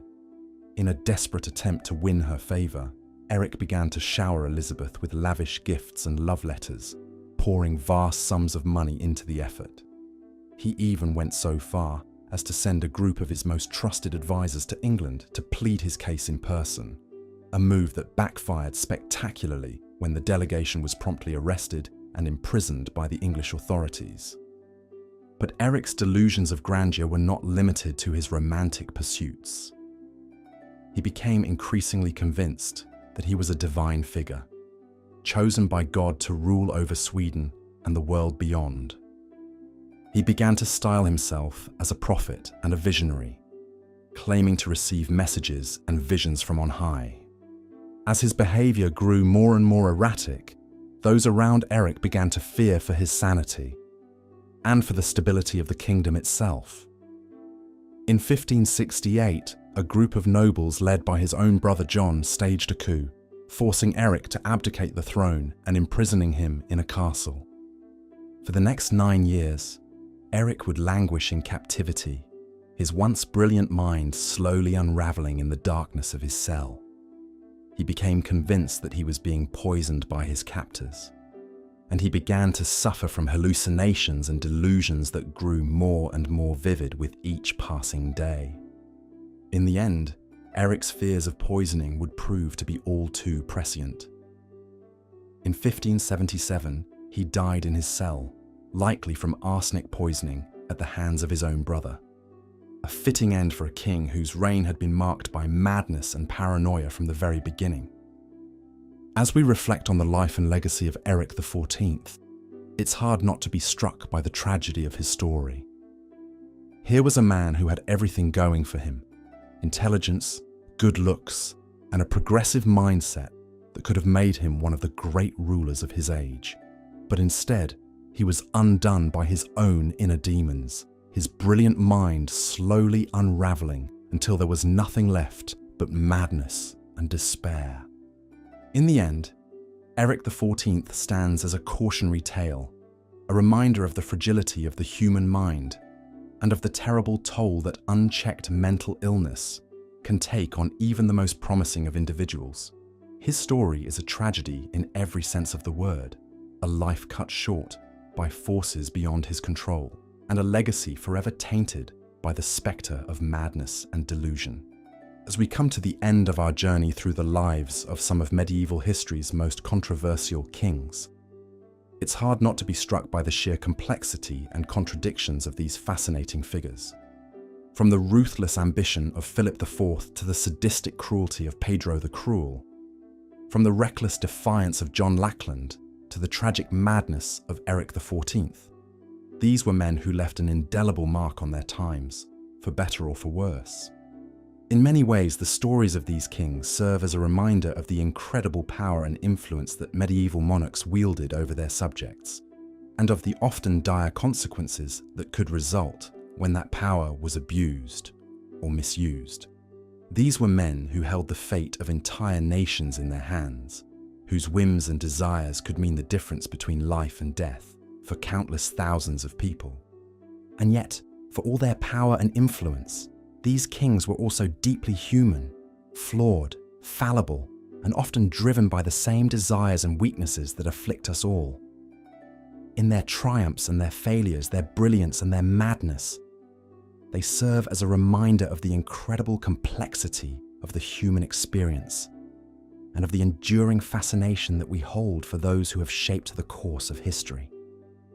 As we look back on the lives of these controversial kings, it's important to remember that their stories are not just tales of individual triumph or tragedy, but rather part of a much larger tapestry, a complex web of political, social, and cultural forces that shaped the course of medieval Europe and beyond.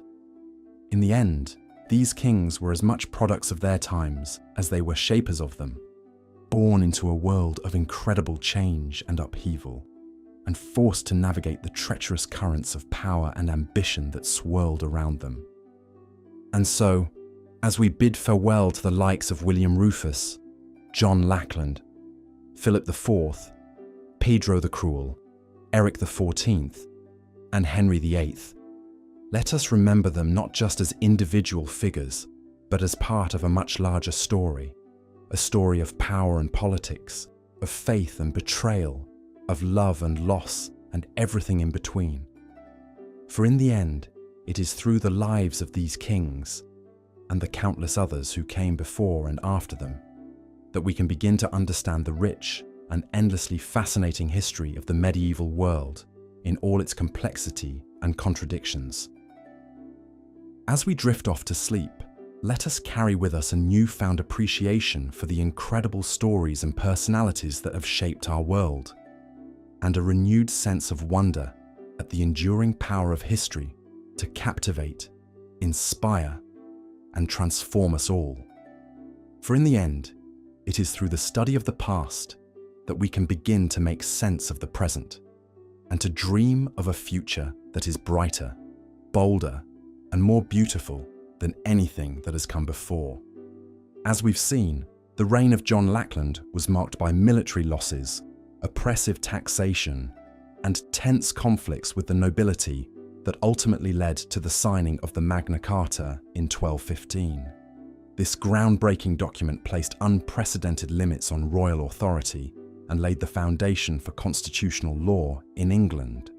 While the Magna Carta didn't immediately solve the issues of John's tumultuous rule, it planted the seeds of change that would gradually transform the relationship between the monarchy and the people. But John was far from the only English king to leave a controversial legacy. Nearly 300 years later, Henry VIII would shake the very foundations of English society, religion, and politics with his unprecedented split from the Catholic Church. Born in 1491, Henry was never supposed to be king. But when his older brother Arthur died unexpectedly, Henry suddenly found himself as the heir to the throne at just 10 years old. From a young age, Henry was known for his intelligence, charisma, and athletic prowess. He excelled at sports like jousting and tennis, and was also a talented musician and composer.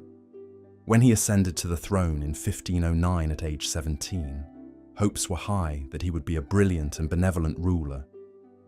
And for a time, he was. In the early years of his reign, Henry won widespread praise for his generosity, charm, and military victories against France. He and his first wife, Catherine of Aragon, were a glamorous and popular couple, presiding over a lively court filled with masques, feasts, and tournaments. But behind the scenes, trouble was brewing. After nearly 20 years of marriage, Henry had become increasingly desperate for a male heir to secure the Tudor dynasty. Catherine had borne him a daughter, Mary, but the baby boy she conceived never survived. Henry became convinced that God was punishing him for marrying Catherine, who had briefly been married to his late brother. When the Pope refused to annul the marriage, Henry took matters into his own hands. In a shocking move that reverberated across Europe, he broke with the Catholic Church, declared himself the supreme head of the Church of England, and married Anne Boleyn, one of Catherine's ladies-in-waiting. The English Reformation had begun, launching a tumultuous period of religious and political upheaval. Henry dissolved the monasteries, seizing their wealth and property for the crown. He ordered English translations of the Bible to be placed in every church, and he brutally suppressed any opposition to his new role as spiritual and temporal leader of England. But even Anne Boleyn could not give Henry the son he so desperately desired. After just 3 years of marriage, Henry had her investigated for treason, adultery, and even incest. In a trial that shocked the nation, Anne was found guilty on all counts, despite a lack of credible evidence. On May 19th, 1536, she was beheaded on the grounds of the Tower of London, becoming the first English queen to be publicly executed. Henry would go on to marry 4 more times, with each wife suffering her own tragic fate.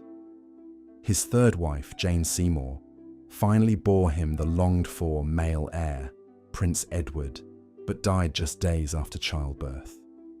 Anne of Cleves was rejected for her looks and quickly discarded. Young Catherine Howard was beheaded for adultery, although she was likely the victim of sexual abuse.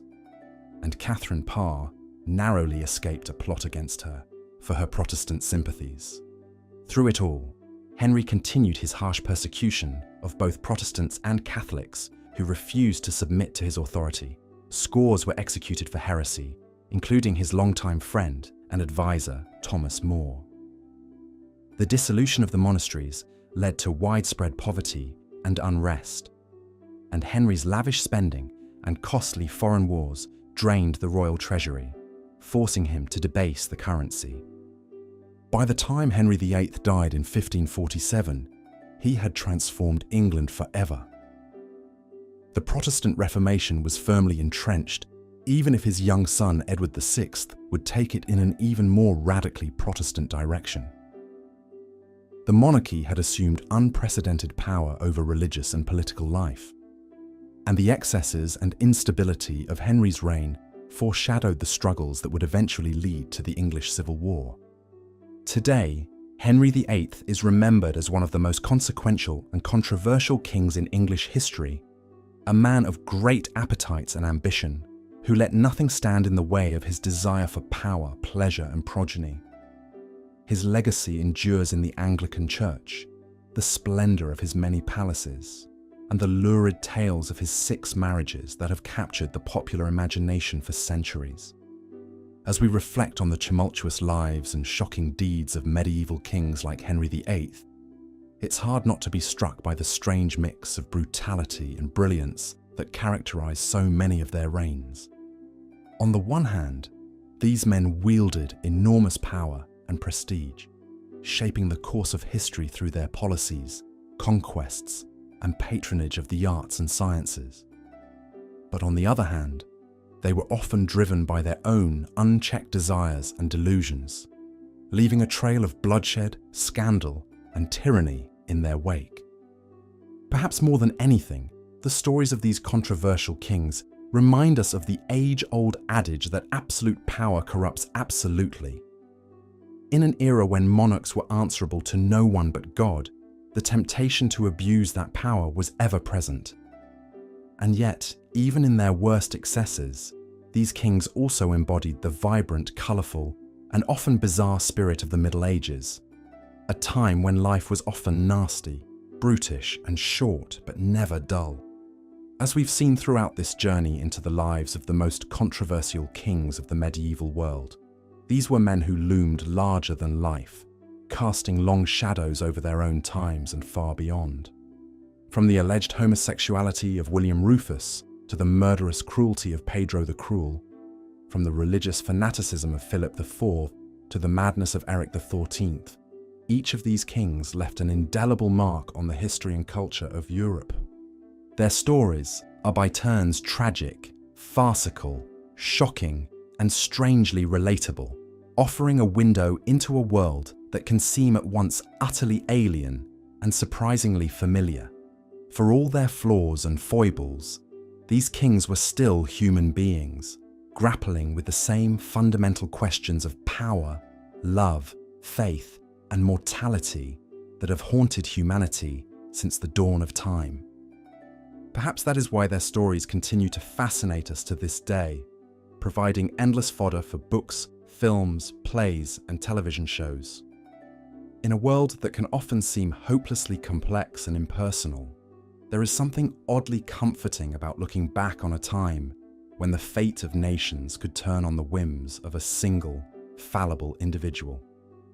And so, as we come to the end of our journey through the lives of the most controversial kings of the Middle Ages, let us take a moment to marvel at the sheer scope and strangeness of the human experience.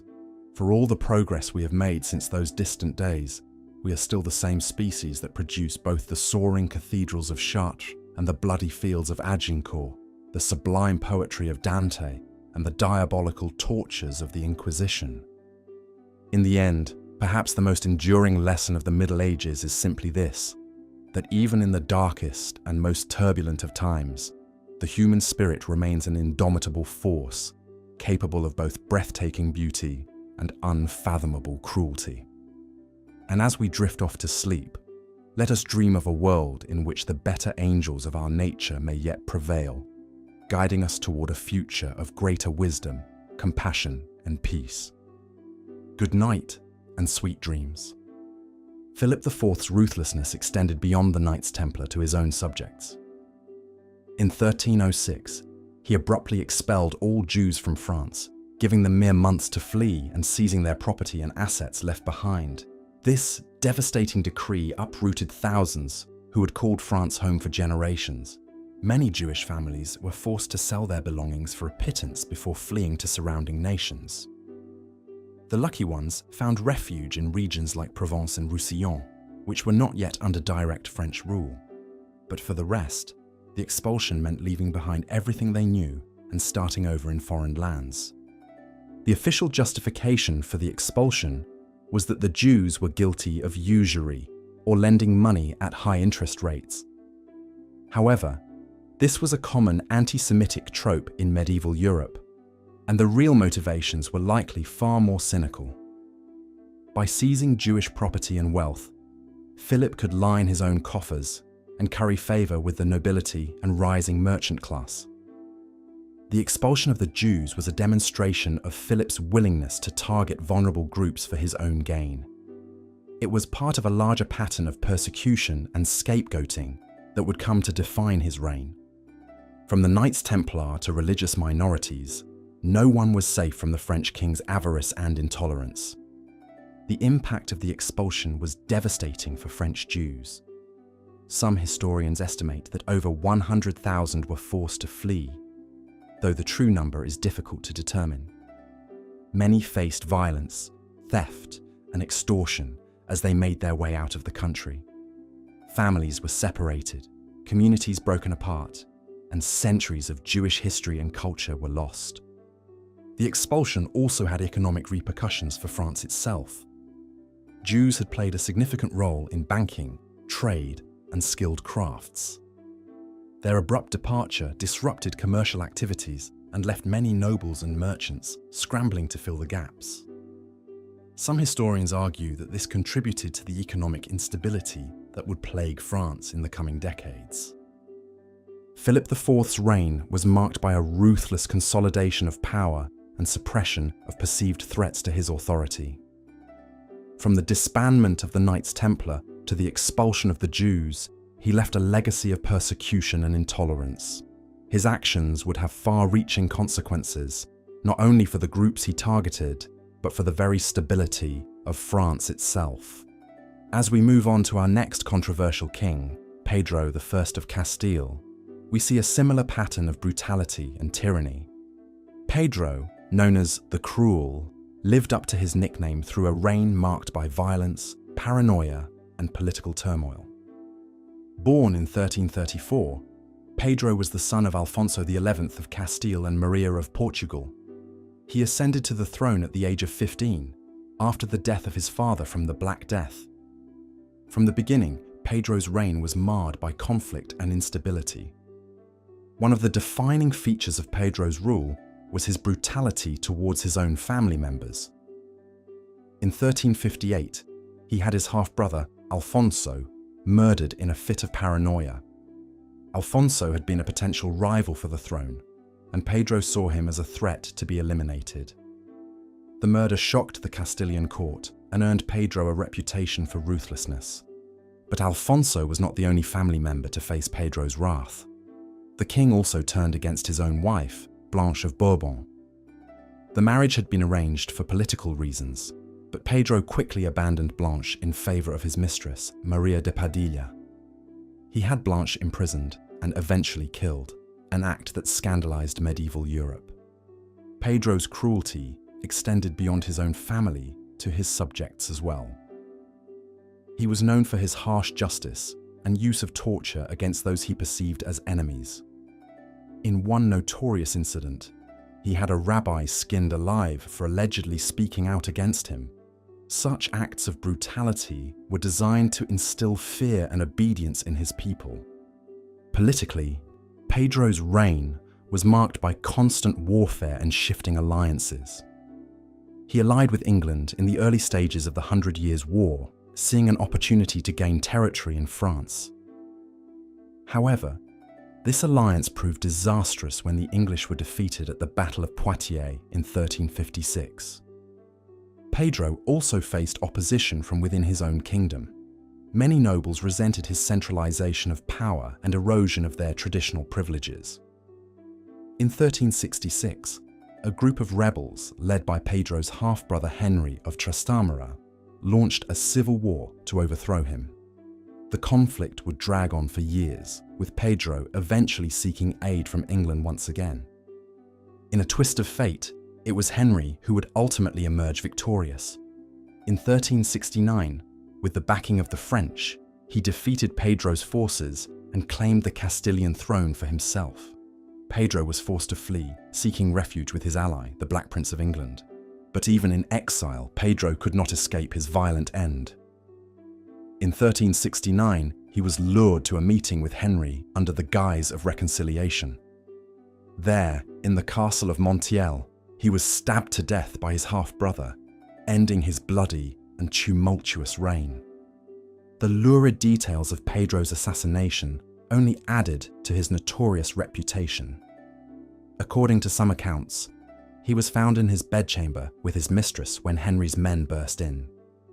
The two half-brothers grappled on the floor before Henry delivered the fatal blow, stabbing Pedro multiple times. Pedro's death marked the end of a reign defined by cruelty, paranoia, and political instability.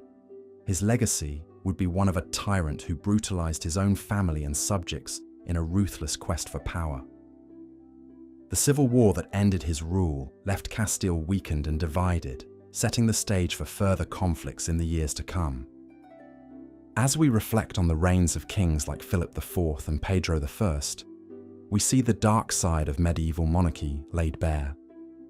These were rulers who wielded immense power with few checks or balances, able to inflict suffering and terror on a whim. Their stories serve as cautionary tales about the dangers of unchecked authority and the human capacity for cruelty.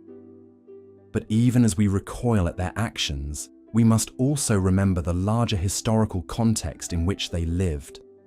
The medieval world was one of constant warfare, religious strife, and political upheaval. Kings like Philip and Pedro were products of their time, shaped by the brutal realities of their era. In the end, perhaps the most enduring legacy of these controversial kings is the lessons they offer us about the nature of power itself.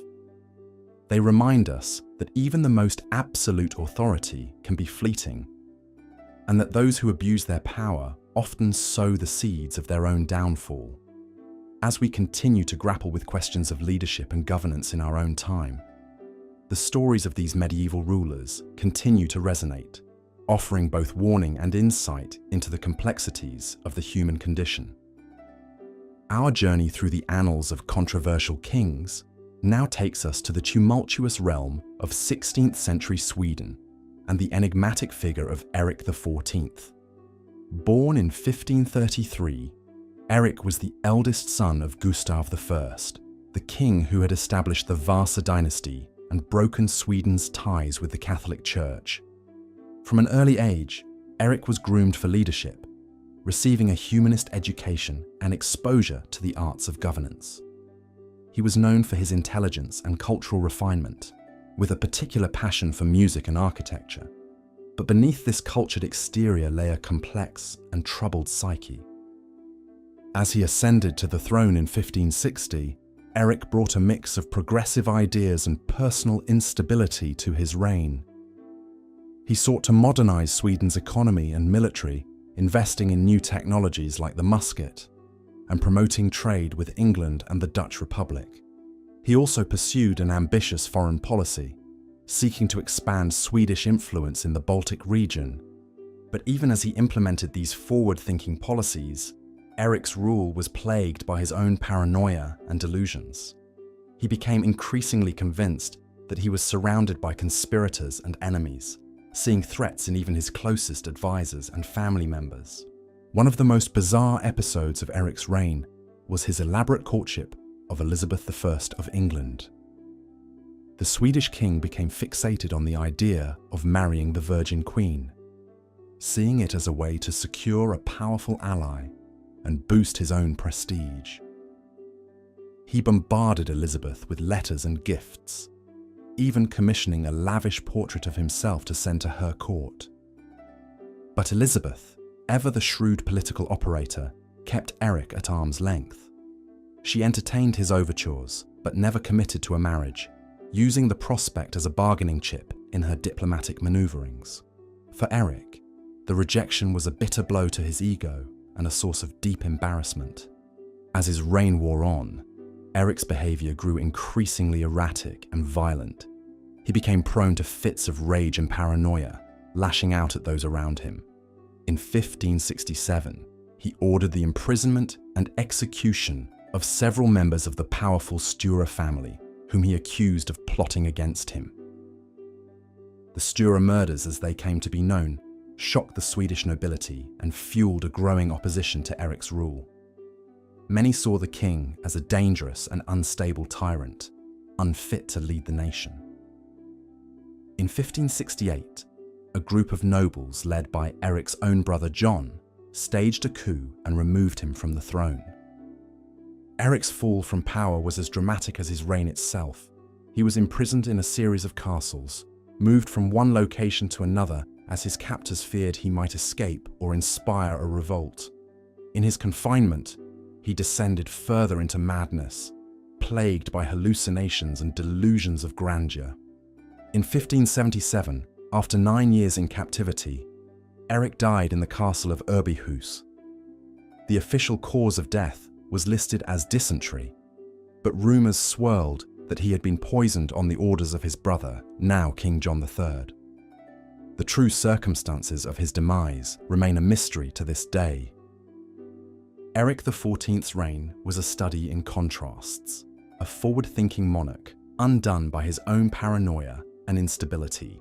His story reminds us of the precariousness of power in the medieval world, where even the most promising rulers could fall victim to their own demons and the machinations of their rivals. As we reflect on Eric's tragic tale, we are reminded of the heavy burden of leadership in any era. The pressures of power can warp even the most brilliant minds, turning visionaries into tyrants and reformers into madmen. It is a cautionary tale about the dangers of unchecked authority and the fragility of the human psyche. But even in his downfall, Eric XIV remains a fascinating figure, a man ahead of his time in many ways, yet ultimately consumed by his own flaws and fears. His legacy is one of both promise and tragedy, a reminder of the complexities and contradictions that define the human experience. From the icy forests of Sweden, our journey through the annals of controversial kings now takes us to the foggy shores of medieval England and the infamous reign of John, known to history as Lackland. Born in 1166, John was the youngest son of King Henry II, a man whose own legacy was marred by scandal and family strife. Unlike his older brothers, John was not originally groomed for kingship. His nickname, Lackland, referred to his lack of inheritance, as his father had already divided his territories among his elder sons. But fate would intervene in John's favour, or perhaps, as some would argue, to England's great misfortune. John's path to the throne was paved with tragedy and treachery. His older brother, Richard the Lionheart, died without an heir in 1999, leaving John as the next in line. But many of the English nobles preferred John's nephew, Arthur of Brittany, seeing him as a more legitimate claimant. The ensuing power struggle would come to define John's early reign. In 1203, Arthur was captured by John's forces and mysteriously disappeared soon after, with rumours swirling that John had ordered his murder. The incident cast a pall over John's rule from the very beginning, earning him a reputation for ruthlessness and treachery. As king, John faced a host of challenges and controversies. He clashed repeatedly with the English barons, who resented his heavy-handed rule and attempts to curtail their traditional privileges. He also feuded with the powerful Pope Innocent III, who sought to assert the Church's authority over the English crown. The defining moment of John's reign came in 1215, when a group of rebel barons forced him to sign the Magna Carta, a document that would become a cornerstone of English law and a symbol of the limits on royal power. The charter guaranteed certain rights and freedoms to the nobility and the church, and established the principle that even the king was subject to the rule of law. But John had no intention of abiding by the Magna Carta's terms. He immediately appealed to the Pope to annul the document, setting off a renewed round of conflict with the barons. The years that followed were marked by civil war and political turmoil, as John sought to reassert his authority and crush his opponents. On the military front, John suffered a series of humiliating defeats. He lost a major campaign in France, ceding the region of Normandy to the French crown. The defeat was a blow to both John's prestige and England's coffers, as Normandy had been a major source of revenue for the English monarchy. John's reign was also marred by personal scandal and tragedy. In 1216, his beloved son and heir, Henry, died suddenly at the age of 9. John himself would follow just a year later, succumbing to dysentery while on campaign against the rebel barons. In the centuries that followed, John's reputation would only sink further. He was remembered as a cruel and petty tyrant, a man who had squandered England's wealth and prestige through his own incompetence and vanity. The legendary tale of his losing the crown jewels in a swamp only added to his image as a hapless and foolish ruler. But for all his flaws and failures, John's reign also marked a turning point in English history. The Magna Carta, though initially a dead letter, would go on to inspire generations of reformers and revolutionaries, becoming a symbol of the fight against tyranny and oppression. In a sense, John's legacy is one of unintended consequences. His misrule and abuses of power helped to galvanize opposition to the monarchy and spur the development of English common law and parliamentary government. Without John, there might have been no Magna Carta, no Bill of Rights, no tradition of limited government and individual liberty. Of course, none of this was John's intention. He remained to the end a man consumed by his own greed and insecurity, a cautionary tale of the dangers of unchecked power. But in the long arc of history, even the most flawed and controversial figures can play a role in shaping the course of events. As we ponder John's legacy, we are reminded of the complex and often contradictory nature of human history. The same figures who cause great harm and suffering can also, through their very failures, help to spur progress and change. It is a reminder that even in the darkest chapters of the past, there are glimmers of hope and possibility. And so, we come to the end of our journey through the lives of some of the most controversial kings in medieval history. From the icy north of Sweden to the sun-drenched plains of Castile, from the intrigue-filled courts of France to the blood-soaked battlefields of England, we have seen the many faces of power and ambition, cruelty and madness. These kings were men of their time, shaped by the harsh realities of the medieval world. They lived in an age of constant warfare and religious strife, of plagues and famines and social upheaval. In such a world, power was often wielded with a heavy hand, and the line between greatness and infamy was razor thin. But even as we recoil at the abuses and excesses of these rulers, we must also seek to understand them in their historical context. They were products of a society that valued strength and ruthlessness, that saw the monarch as the embodiment of divine right and absolute authority. In their own ways, each of these kings left a mark on history. Some, like Eric XIV and John Lackland, are remembered primarily for their failures and misdeeds.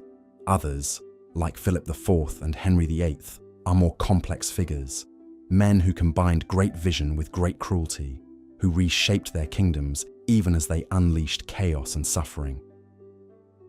Perhaps the most enduring lesson of these controversial reigns is the danger of unchecked power. When kings are able to rule with impunity, when there are no constraints on their authority or their appetites, the results are often disastrous.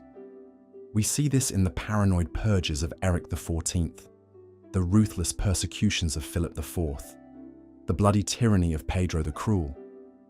But we also see glimmers of hope and progress even in the midst of these dark chapters, the Magna Carta, born of John's misrule, would go on to inspire generations of reformers and revolutionaries. The Protestant Reformation, sparked in part by Henry VIII's break with Rome, would reshape the religious and political landscape of Europe. In the end, the legacy of these controversial kings is a reminder of the enduring human struggle for justice, for freedom, for a society in which power is not concentrated in the hands of a few, but shared among the many. It is a struggle that continues to this day in nations and communities around the world.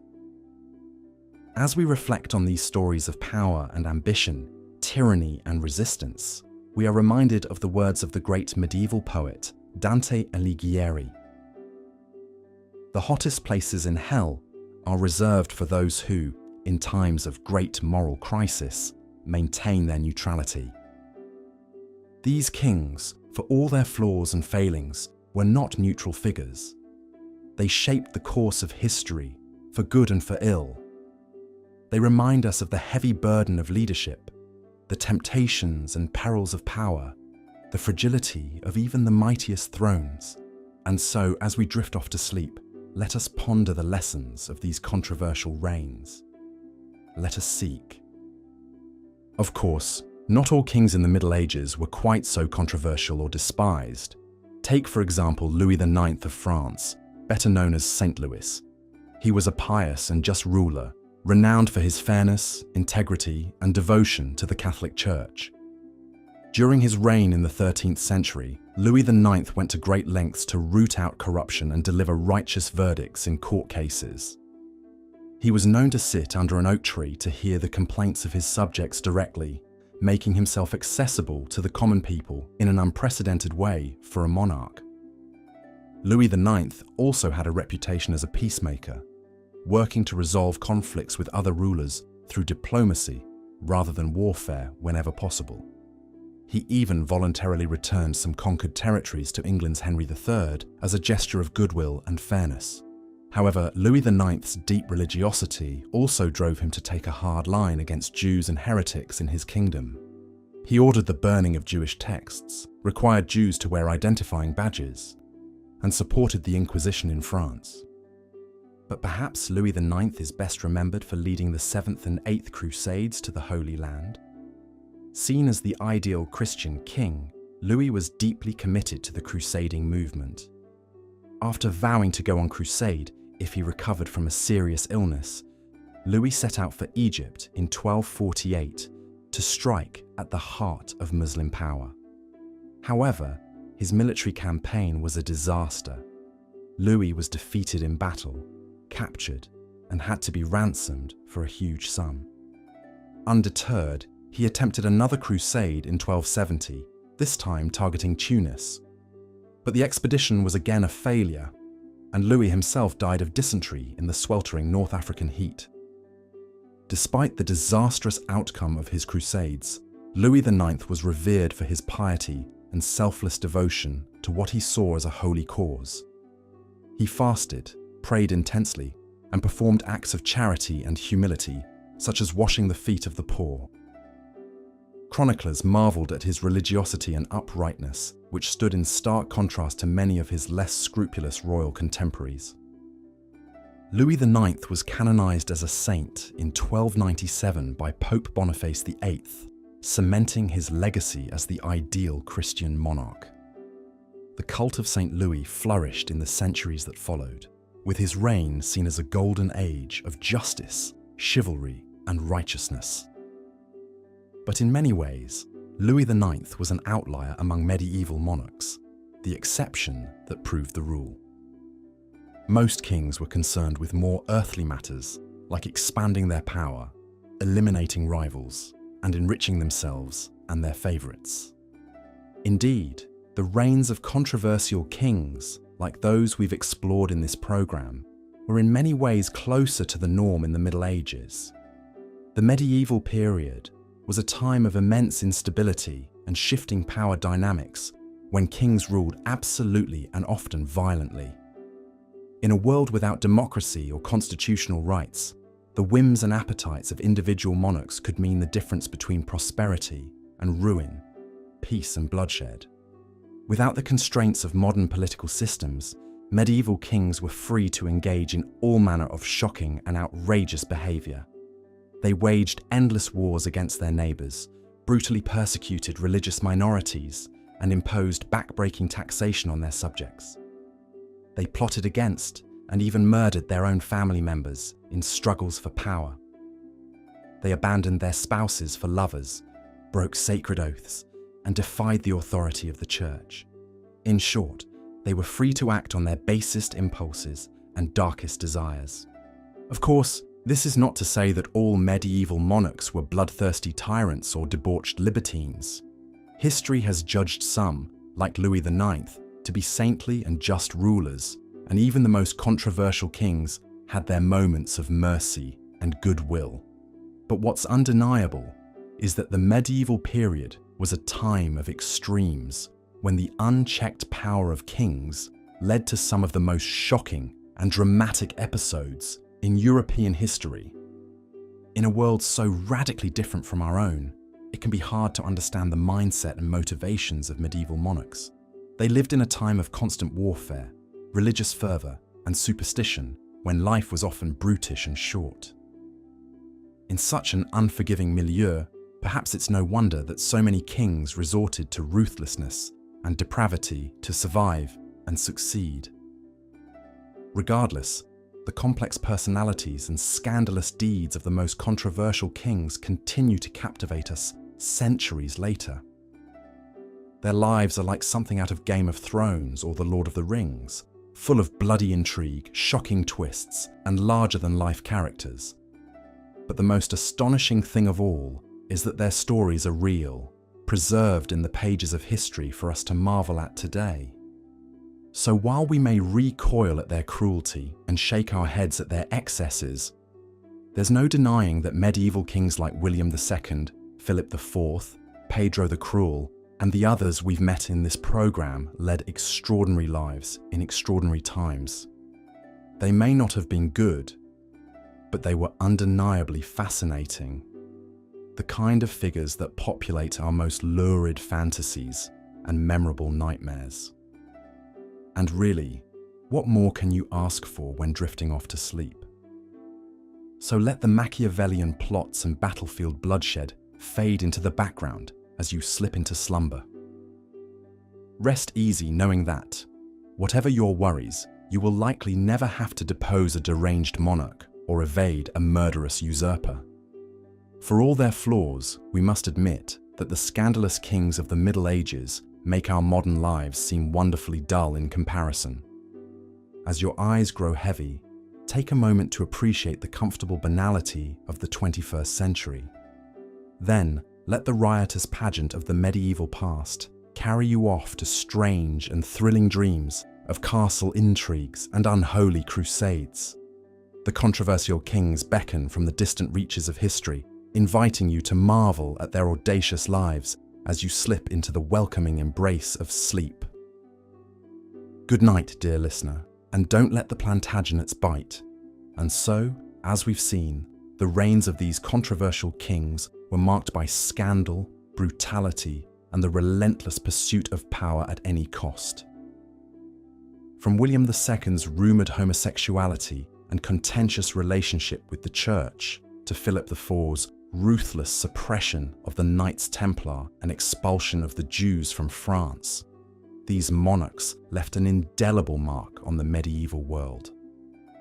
Pedro I of Castile, known as Pedro the Cruel, lived up to his moniker with a reign characterized by murder, abandonment, and a dramatic assassination in his own bedchamber. Eric XIV of Sweden, despite his progressive policies, descended into paranoia and delusion, ultimately meeting his end at the hands of his own brother. John of England, the infamous John Lackland, found himself at odds with his own nobility, resulting in the groundbreaking Magna Carta that would forever limit the power of the monarchy.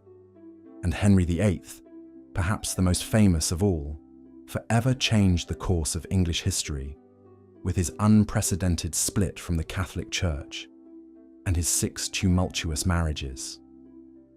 These kings, for all their faults and controversies, remain endlessly fascinating figures.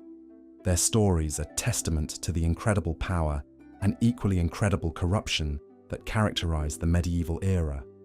Their legacies continue to resonate to this day, shaping our understanding of politics, religion, and the very nature of power itself. As we come to the end of our journey through the lives of these controversial kings, it's worth reflecting on what their stories can teach us. In many ways, they serve as cautionary tales, reminding us of the dangers of unchecked power and the importance of holding our leaders accountable. At the same time, they offer a glimpse into a world so different from our own, a world where the whims of a single individual could change the course of history.